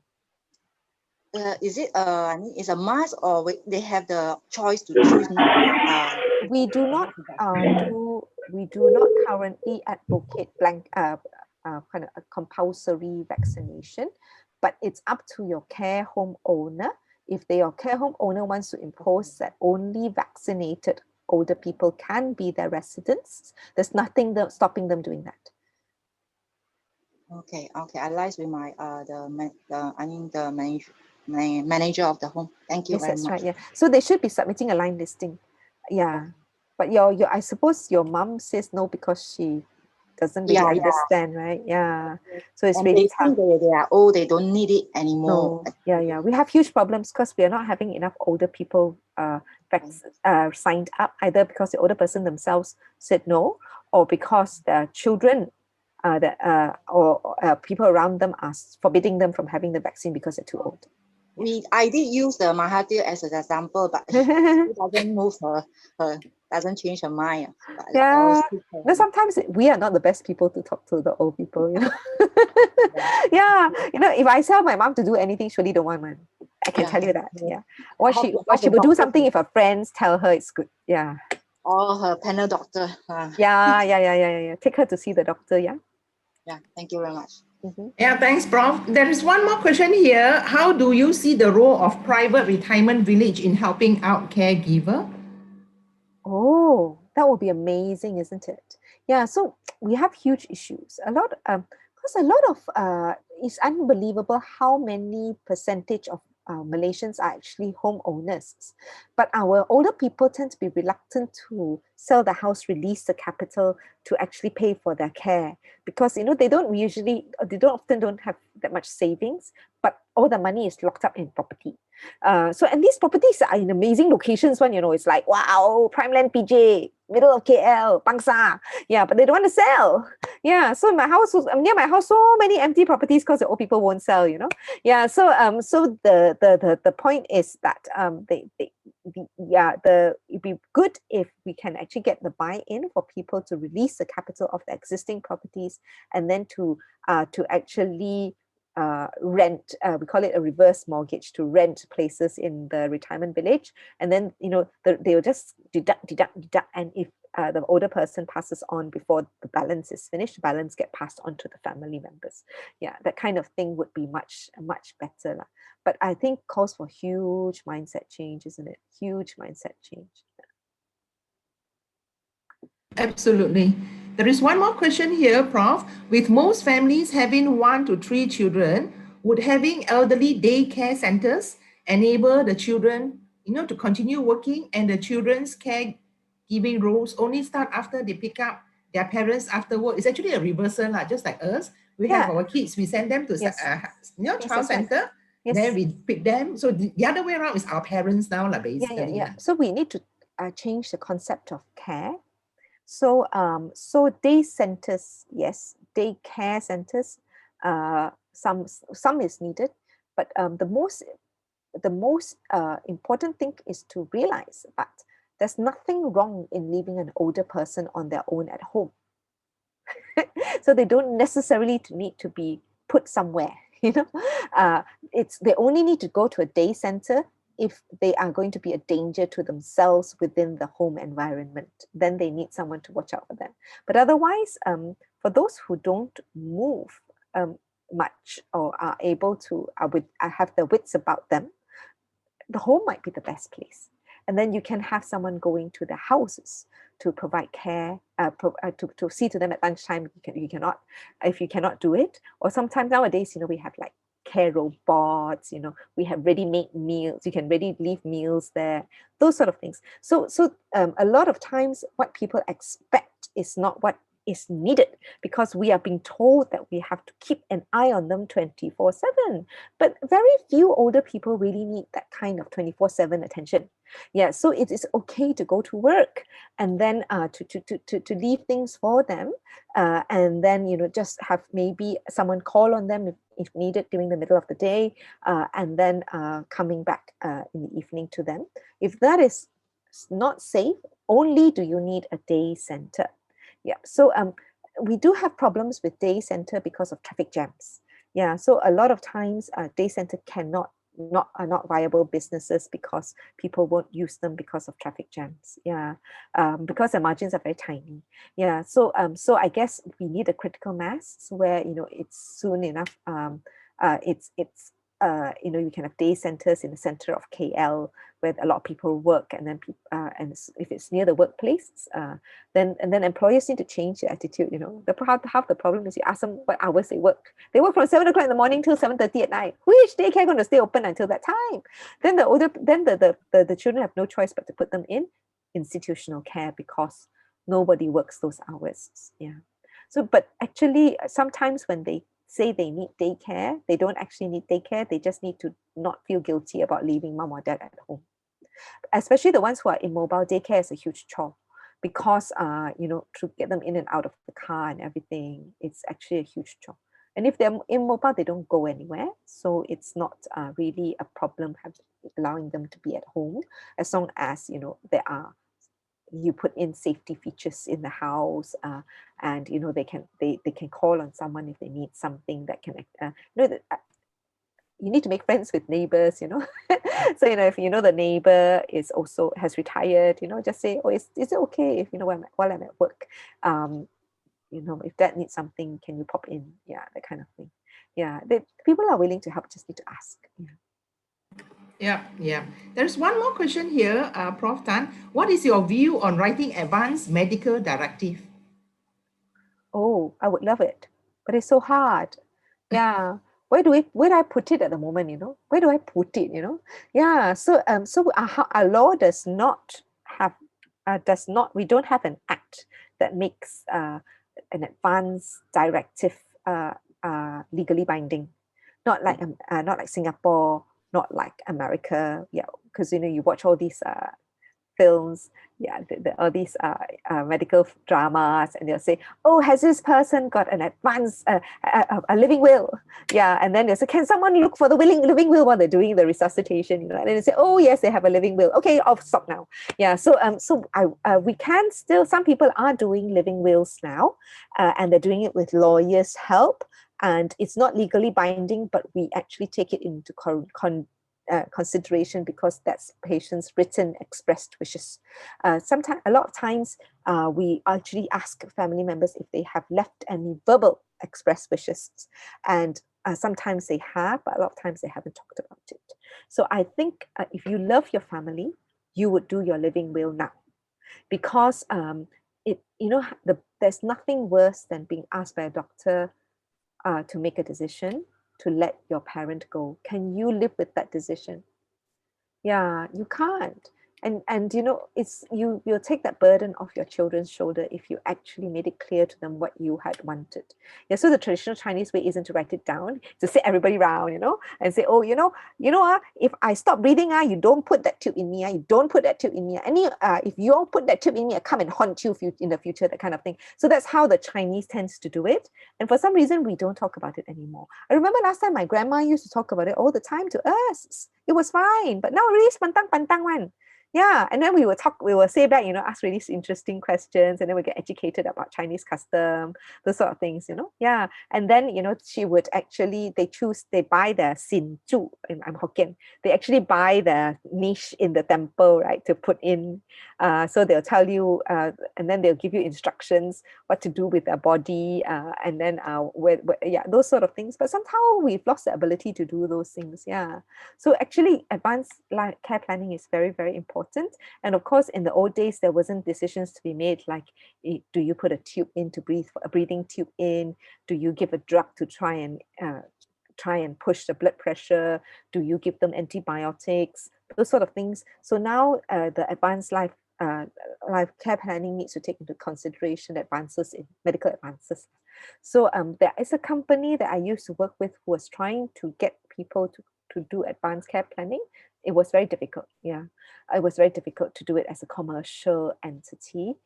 In the public sector, we and also in the healthcare sector, we simply have no time because this kind of discussion takes about 2 hours. So it would be a really good venture to set up where there is a trained counselor who can actually go through advanced care planning. But first of all, we need to come up with a document that actually and a document, and then we need to decide where this document gets put, because we need to access this document when the time comes. So as far as it goes now, I tend to document it in the medical notes. So if sometimes my patient say to me, doctor, can you give me a note? I was like, why? Because when I come to A&E, next time if I cannot make decision, I don't want them to restart my heart. So I said, oh, okay. So I write a little letter to the dear A&E doctor. This uncle just said to me, if his heart stops, don't get it started again. Then I give it to his blue card, and then he goes into A&E with that really cute little letter, Yeah, so that's happened as well. But I usually document it in the medical notes, but there's no specific place where it goes. So it relies on someone finding and reading it. Yeah. So there are lots of things to be done. Yeah. Prof, that's the question from much earlier on. It is about elderly, demented parents who can be aggressive. How to handle that situation? How to handle that situation? That is another talk for another day, and you actually need a whole, at least 1 day's training. But the general principle is that you need to figure out their needs. So generally, they get agitated because they have unmet needs. But they cannot express it. So they're unhappy because of something. And our usual go-to is they're thirsty, they're hungry, they need the toilet. Yeah. So you need to check all three first. And then, but the other thing is the principle is not to challenge them, not to challenge them. Yeah, so if they insist on going out, you can either distract them with something. It's like, oh, I try. Con咩嚟㗎？con咩嚟㗎？好似係咩雀仔嚟嘅咁靚嘅。There doesn't need to be a bird, you know. You just need to say you've seen a bird. Yeah. So and then their mind has been taken off the wanting to go out. Or if it's okay, oh, want to go out? Yeah, let's go and buy something. Go out for a quick drive, come back. Yeah. Then there's no challenge here. So so that sort of things need to be built in, because otherwise if you challenge, you're just knocking your head against the wall. And the other thing is to have a place of safety where you could put them, leave them, and go upstairs maybe and have your own space so that both of you can have time out. Yeah, so even children, we need as parents to do that, you know, to have a safe place where they can put the child and go and have time out, because otherwise you will snap as well. And when you snap, very dangerous. Yeah. Okay, we don't have any more questions in the chat box, so it's now open to anybody to unmute and speak.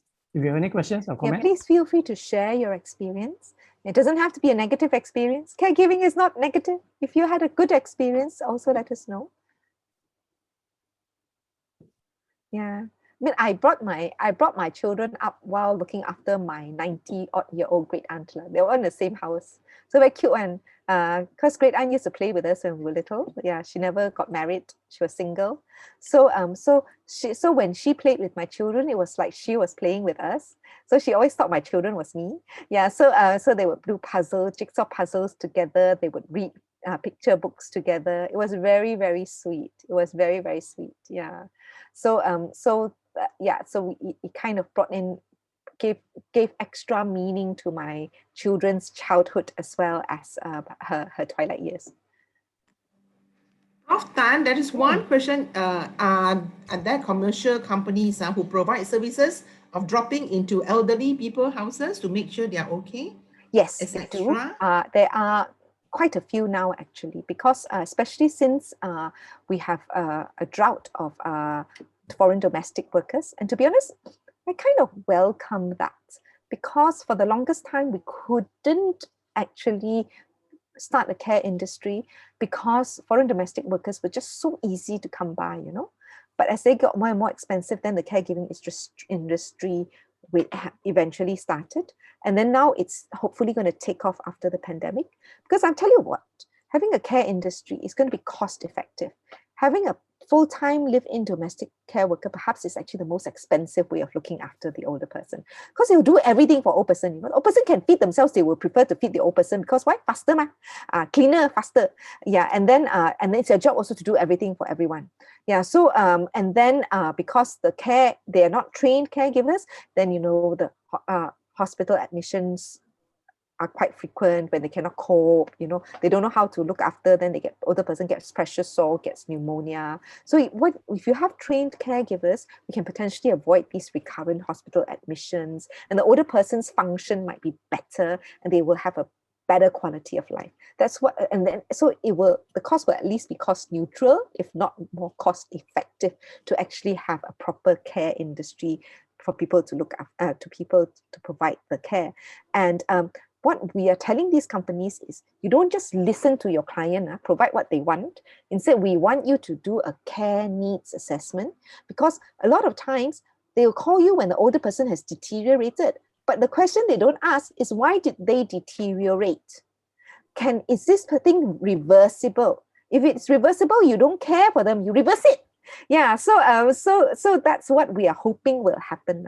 Because so often, you know, why is this older person in a nursing home?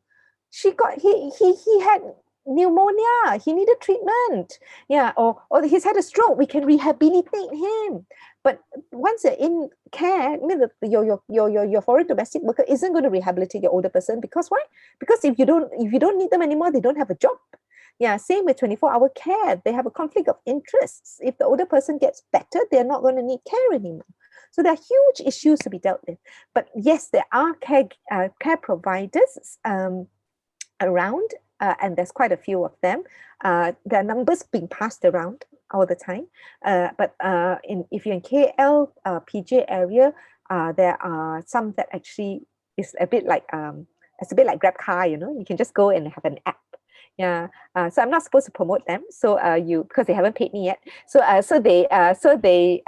you go to Google Play Store and then Google, you know, Caregivers Malaysia, and then you can actually get these apps that you can actually call up, dial it, you know, call for a caregiver anytime. But they are good because they do an assessment. The problem is the clients don't like to listen to their recommendations. Because why I want nurse, why you give me physio? I want nurse. Yeah, I just want nurse, I don't want the physio. So those sort of things are issues lah. Yeah.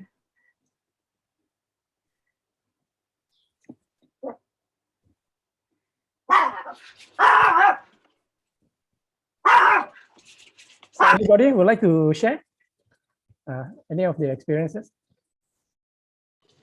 What will be the working together with the hospice center? Oh, we work quite closely with hospice. The problem is we give them so much business they cannot cope. Yeah, so they often say no to us. Then we get angry. So because it's, you know, we have so many old people, and then our hospice, you know, have a particular role, and it's usually they need a short time frame. You know, if the time frame is long, then it means they cannot free themselves up to go and look after another person. And then our older people, we can't be too sure how long more they've got. So often they turn us down because they feel that the lifespan is going to be more than 3 months, and then they can't provide for so long. Yeah. So we need either the hospices to expand into this area, or we need new services that's going to provide for this area. But hospices are not viable, you know, because they're all funded by charity. Yeah, and they spend a lot of money to make money. So with this kind of model is not sustainable.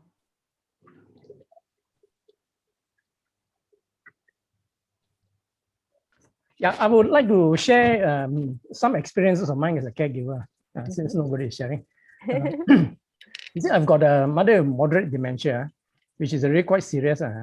So before the COVID, you know, she used to go to this place called Little Sisters of the Poor. You know? They take very good care of her, you know, and they're very happy with her. In fact, they say that the comment they give is that she is blissfully lost. She's happy, she's blissfully lost. But after the COVID ended, they won't accept anymore. So I took back, you know, I was the caregiver, the primary caregiver. I have a sister, but of course you can't move back and forth during the MCO, you know. And that time I had severe back pain, you know, pre-existing severe back pain from some other causes. So when I took care of her, I had a horrible time because, you know, I think because my energy was low, somehow it made her more quarrelsome, you know. So it was a horrible period. I was really, you know, almost falling into depression. But later when I realized my back pain got better and I accepted it a bit more, and her behavior changed, you know, her behavior changed. And then when the MCO ended, then of course I got my sister to chip in. And my sister, her energy level is very, very high, you know, much higher than me because she do some healing thing. And she had no problems until today. She has no problems with my mother. And then later on, when I took back, when my back pain hit also, I had no problem with her. You know, she became very cooperative instead of being very quarrelsome. So I think the energy level of the caregiver has I mean, for me, from my experience, it has a major impact on the demented person. Yeah. Yeah, and also, you know, you're sharper, so you can pick up cues. So then we call it being one step ahead. Yeah. So you know, they're like clockwork one, you know what time she's going to get upset. And they always have this sundowning thing. So yeah, so if you can preempt that and you know, take her out for a walk beforehand and come back, then she's okay already. So but if you miss that, you're in for it. Yeah. So so you have to be one step ahead. Yeah. So you need to know when she'll need the toilet. You need to know when she's hungry, those sort of things. And then on bad days, you see what you've done wrong, admit what you did wrong, and then you try not to do it next time. But if you've done it again, never mind. Don't say, "You're so stupid. I'm so I cannot useless. I cannot just hit yourself." Don't do that. Just say, "Ayo, come so okay." Then next time, don't do it again. Yeah. So the sort of things like so having a very positive outlook is important, and it's not easy to maintain. So you need positive people around you, who can help you see the funny side of everything. Yeah, then hopefully, it becomes an enjoyable journey. So I can remember the worst thing about the worst thing I cannot say anything about my parents, so I say about my daughter. Yeah, so she's gonna kill me now. Yeah, but the worst things I think times of our lives were like, they wake up early in the morning and then you just don't get up early enough. It's just too tired, you cannot get up. You come up and then you see like feces smeared all over the cot side, right? Yeah, so but next time that instead of like getting really angry with it and everything, you should laugh at it and go, next time that will teach me not to get up early. Next time let's get early. Yeah, that kind of thing. Yeah, so then it becomes, you see things lighter. Yeah. I know you have to clean up poo and everything, but so what? Yeah, it's not a problem. Yeah. Yeah, I think you say right, Prof. You just have to accept it, because my mother, her behavior, her so-called bad behavior will come up at random. There's no way to predict. It's like the weather, today it rains. And I mean, you talk about the going to the bathroom. She has come to a stage, she doesn't even know that she has go to a bathroom. Yes. So what we do is that we will always prompt her, you need to go. Yes. You need to That's go. right. Yeah. And you she will watch say, for the signs, no. right? Yeah, sometimes she hides it so well. I don't know whether hide is the word, but we cannot even detect it. Yeah. Now she says no, and Yes. 2 minutes later, she herself be rushing to the toilet, and before you can, pull the pants down, the whole place is soiled, So of course, initially I get a bit irritated, but after a while we get used to it, What can you do, It's like that, It's not that she intentionally does it. It's just a disease, Yeah, I mean, you still need to clean it up, whether you get angry about it or not, right? Yeah. So you might as well use as little energy as possible to clean this one up, and then move the energy towards trying to prevent it happening the next time. Yeah, it's a bit funny. Set alarm. It's a bit set funny alarm for you. Yeah, it can be very funny if you have an alarm, and then people say, "What's the alarm for?" Oh, to remind my mother to go to the toilet. Yeah, that kind of thing, But she refuses. She refuses. That's the problem. She refuses. But 2 minutes later, she saw herself. That sort of thing. Yeah, it happens. Yeah. So you next time have to think about other ways of getting her to move that direction, isn't it? So, what's that? Let's go to the back to have a look, and then talk to her, and then you're actually going to the toilet. Yeah. So that kind of thing. Yeah. Doctor, would you say that when a person reaches the age of say 80 plus, they reverse to the childhood behavior? No, never, ever, ever, ever. Yeah. So the problem is that if you have dementia, what it is that the oldest, the memory that they gain first is the one they lose last, because it's the furthest back in the furthest in the safe, furthest into the vault. So that one is lost last. So they might actually remember childhood events much better than recent events. So those things that they learned as children is the one that's lost last. But we should never infantilize them. Yeah. So a lot of times the feeling is that they behave like children because we treat them like children. Yeah. So I gave an example just now how they throw tantrums, right? So why, and we reward that behavior because we are afraid of them throwing tantrums. So we actually give them what they want. So they learn to throw the tantrum to learn to actually get what they want. But if we treat them like grown-ups, then they will behave like grown-ups. So it's the way we behave around them as well that matters. So I find it very distasteful when people buy milk bottles for older people, and when they buy baby feeder cups and things like that, they have to have things that are appropriate for an older adult. Yeah. So I like to bring out historical things. Yeah, things that they would remember from when they were younger age. So like the dementia center, because my parents hoard, so I managed to the perfect place for me to take all my old crockery to So all my patients will drink out of crockeries from the 1950s, 1960s that my parents were hoarding. Yeah. So and then it evokes nice memories amongst them. But they definitely use, they were going to give them plastic fork and knives because and plastic cutlery, crockery, just in case they break them. I went up the roof. I was like, no, they will have this break. I'll get a new one only. Look, what's the problem, right? Yeah. It's, again, I'm sure you all remember the story about that old lady and the bowl. Yeah. So she broke the bowl. The son gave her a wooden bowl. Remember that? And then the younger the child, her grandchild, start making a wooden bowl for the father as well. Yeah. So we don't do that. Yeah. So we should treat them like appropriate for age, with dignity, and definitely I find diapers distasteful. I want to burn diapers, and but we just have not got treatment strategies in place for incontinence. Incontinence is not part of old age. You don't diaper an older person. Diapers are for babies. So older people should remain continent, and if they have continence issues, we don't just pat them up, we treat them.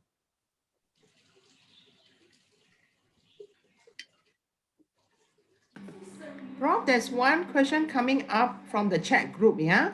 Any suggestions for family members if PPUM geriatric doctor give different advices during appointments? For example, one of them suggested to give vaccine to caregivers, but not the patient. But who dare says that? Please give me the name. I go and give them 2 tight slaps. But it is not for another 6 months. No, of course you give it to the older person. Yeah. I want to say something, maybe misconstrued, but definitely if there was anyone giving this kind of false information, they need their ears pulled. We prioritize older people. They need to be vaccinated. The only contraindication to vaccination is severe allergies. Yeah, it's not age is definitely should prioritize them. It's not a contraindication.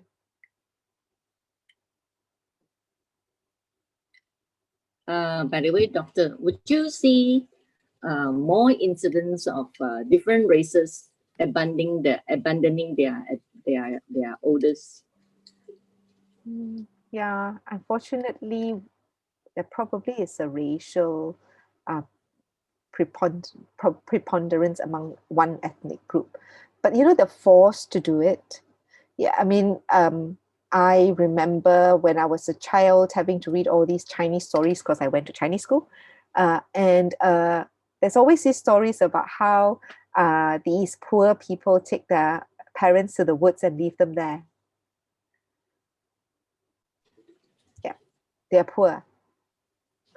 Society led them to that. We don't blame them. We blame, every time we point fingers out that side, all the other fingers point towards us. Yeah, so we need a social cushion system. You know why they abandon their parents when they take them to hospitals? Because what happens is the hospital will call them to take the older person back, and the older person is disabled. So they have to literally not go to work, to look after this older person. If they don't go to work, the whole family starves. What choice have they got? The hospital is a safe place. They have free food, free lodging, and then everybody else is still eating. Yeah, we have given them no choice, and that should never be the case. You make the thing that you don't hear is that what if the hospital rehabilitates them and the older person becomes independent again, they reappear and they come and take back. They want them back. They love them. So what solution that's available for family who has to leave their elders because they need to work? I think I hinted that the solution is that the older person should have the ability to look after themselves, and we have basically failed them by not addressing their, if they have an illness, we need to treat it as early as possible before the illness leads to disability. So what's happening is that people think that all these illnesses are part of old age, and therefore they are not being treated, and therefore they become disabled. So I am very naughty in that I'm going to say that there are a lot of very elderly politicians out there who are perfectly fit. Why? because they had the care that they needed.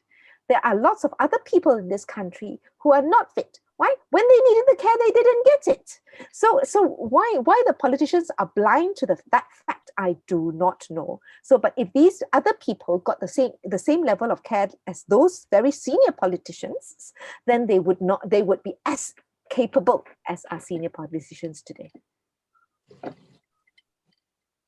Just last question from me. Sorry to ask too many questions all from me. Yeah. Yeah.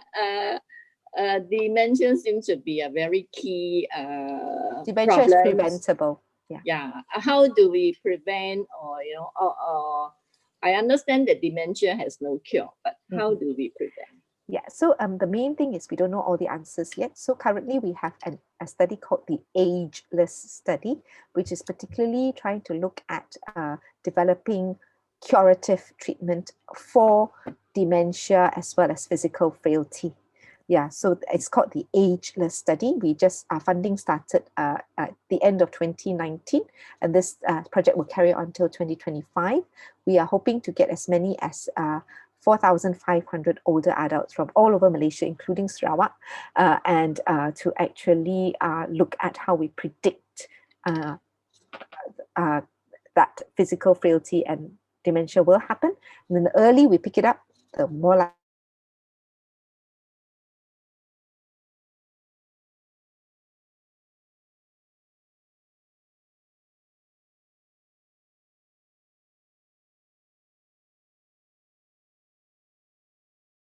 So, but so far from what we know, we actually, the main thing that's going to stop dementia from happening is education. So if someone has had tertiary education, the risk of dementia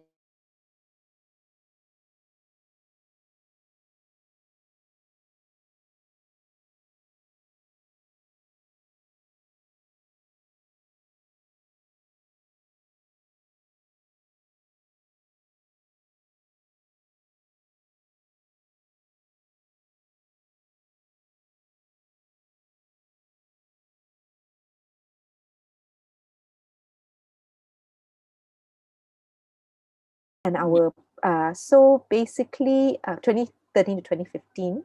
So those and that study was called the Malore study before, but then Ageless merges Malore with another study called Tour, which was led by UKM, also recruited in 2013 to 2015.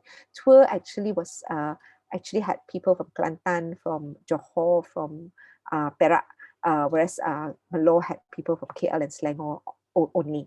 Yeah, so because both studies, after so many years, we've lost quite a lot of participants. So we've merged it so that we can get the numbers again. So during the pandemic, it's very hard to go and recruit new people. So what we've done is to just call back, just recall the ones we can still get in touch with. So we're still in the process of doing that. And then we'll see how many we've got left. And then we will actually advertise for people to come and replace the ones that we have kind of lost. So we'll be replacing people. Yeah, so that will happen as soon as all our older people have been vaccinated. So we can't wait for that point. But it's really hard to recruit people without seeing them face to face the first time, because we got to get all the paperwork done and everything according to our law. Sometimes our government go and dissolve parliament, cannot even change laws. Yeah. Hey, Prof, there's I think 2 more questions here. Yeah, sure. I think one is how do we prevent, like patients from, fleas by caregivers who may or may not be their family members? Wow, that's elder abuse, financial abuse. It's a very, very big issue. Very big issue. And everywhere it happens, even in developed countries. But in Malaysia, it's terrible. Yeah, because there is really no law to protect them. So in fact, there was this study that was headed by a colleague of mine called the Peace Study, and they published a bit about this elder abuse thing, and they did say that a lot of the abuse is financial abuse. And there is going to be an elder law that is currently being drafted that hopefully will address this issue to some extent. But the law only does so much. So we actually have to educate our older people on how to manage money. And we also need to put in safeguards such that if money is disappearing, the banks need to know, need to question, you need to query. Yeah, the banks are just like letting it out. You're like, don't you take responsibility for this, Yeah, this is an abnormal transaction. You should have alerted someone. Yeah, so and then safeguards like that. Yeah. Okay, Prof, they some participants wanted your email address. Okay for you to share? Yes, I can't guarantee that I'm going to answer those emails, but I will do my best. Oh yeah, or any communication channel basically. Yeah, that's right. I think GEM helpline will be a good start point. Okay. If you limit the number of communications, then I have more chance of answering it. Yeah, maybe through the WhatsApp group. Yeah, maybe through the WhatsApp group. 350 emails a day. Yeah, I don't that's answer a all lot. of them. Yeah. Okay. I guess that's all. Yeah, over back to you, Brother Moy. Excuse me. We are about I have one more to question. Okay. But one last question. Just one more. Yeah, then we are going to close. Yeah. Yeah, Dr. Tan, what if I'm interested in participating in the group that you carry out for the ageless study? Yeah, so I was sharing that actually we can't recruit new ones at the moment because of the pandemic. Because of the paperwork that we need to get you to sign and everything like that. Yeah. So and then also we can't have big groups of older people in one place. So hopefully after everybody's been vaccinated, we will start a recruitment drive, and then we will definitely send it to Swantin so that she can let you guys know. Yeah. Okay. Thank you. Great. Okay, we have time for one last question. Anybody? Hi, doctor. My name is Annie. Hi, Annie. Okay, but you mentioned just now that dementia, if it's detected early, right, is reversible. But in most cases, it is not reversible, right? Once it's identified, it just, no matter how much effort you put in, you can just see the graph going downwards. They just get from bad to worse. And it only at days and time, sometimes you see, it's a little bit better. And then you think you'll be better. The next day, it goes down the drain again. Yeah. So it's like a very frustrating thing. Not like other diseases where you can see getting better. No matter how hard we try, there will be people who have dementia, and everybody's dementia journey is different. So we're not going to be judgmental. But what we aim for in actually the care of people with dementia, which currently very few people have access to, is for them to have as much quality of life as possible. So the curve that I usually draw is a flat line, and I have achieved that with quite a few of my patients, but sadly not as many as I would like. So what we aim for is on diagnosis, we are able to actually use a combination of lifestyle treatment as well as medications to maintain their function at that level. So they stay at exactly that level, no change, no drop. Yeah, that'll be great. Yeah. And then it's a short, sharp drop at the end. But sometimes family buckle out. When there's a short, sharp drop, they go and catch them, So then they actually become very, their life is prolonged at a very low level for a period of time. But what we need is for family to understand that when you embark on that journey, when it's time to let go, you need to be able to let go as well. Yeah, I have to be ready all the time. Yes. Yeah. Thank you. So that's what we aim for. And I have to say it is achievable. But of course, you can't guarantee that all your circumstances allow you to achieve it. Yeah. So sometimes there are patient factors that stop you from achieving that goal as well. Yeah, correct. Right. Thank you. Okay, we have come to 4:30, that being the appointed time for ending this talk. Thank you very much, Prof. Tan, for sharing your experiences with us. It was a very enjoyable, engaging, educational talk. And thank you everybody for sharing your experiences.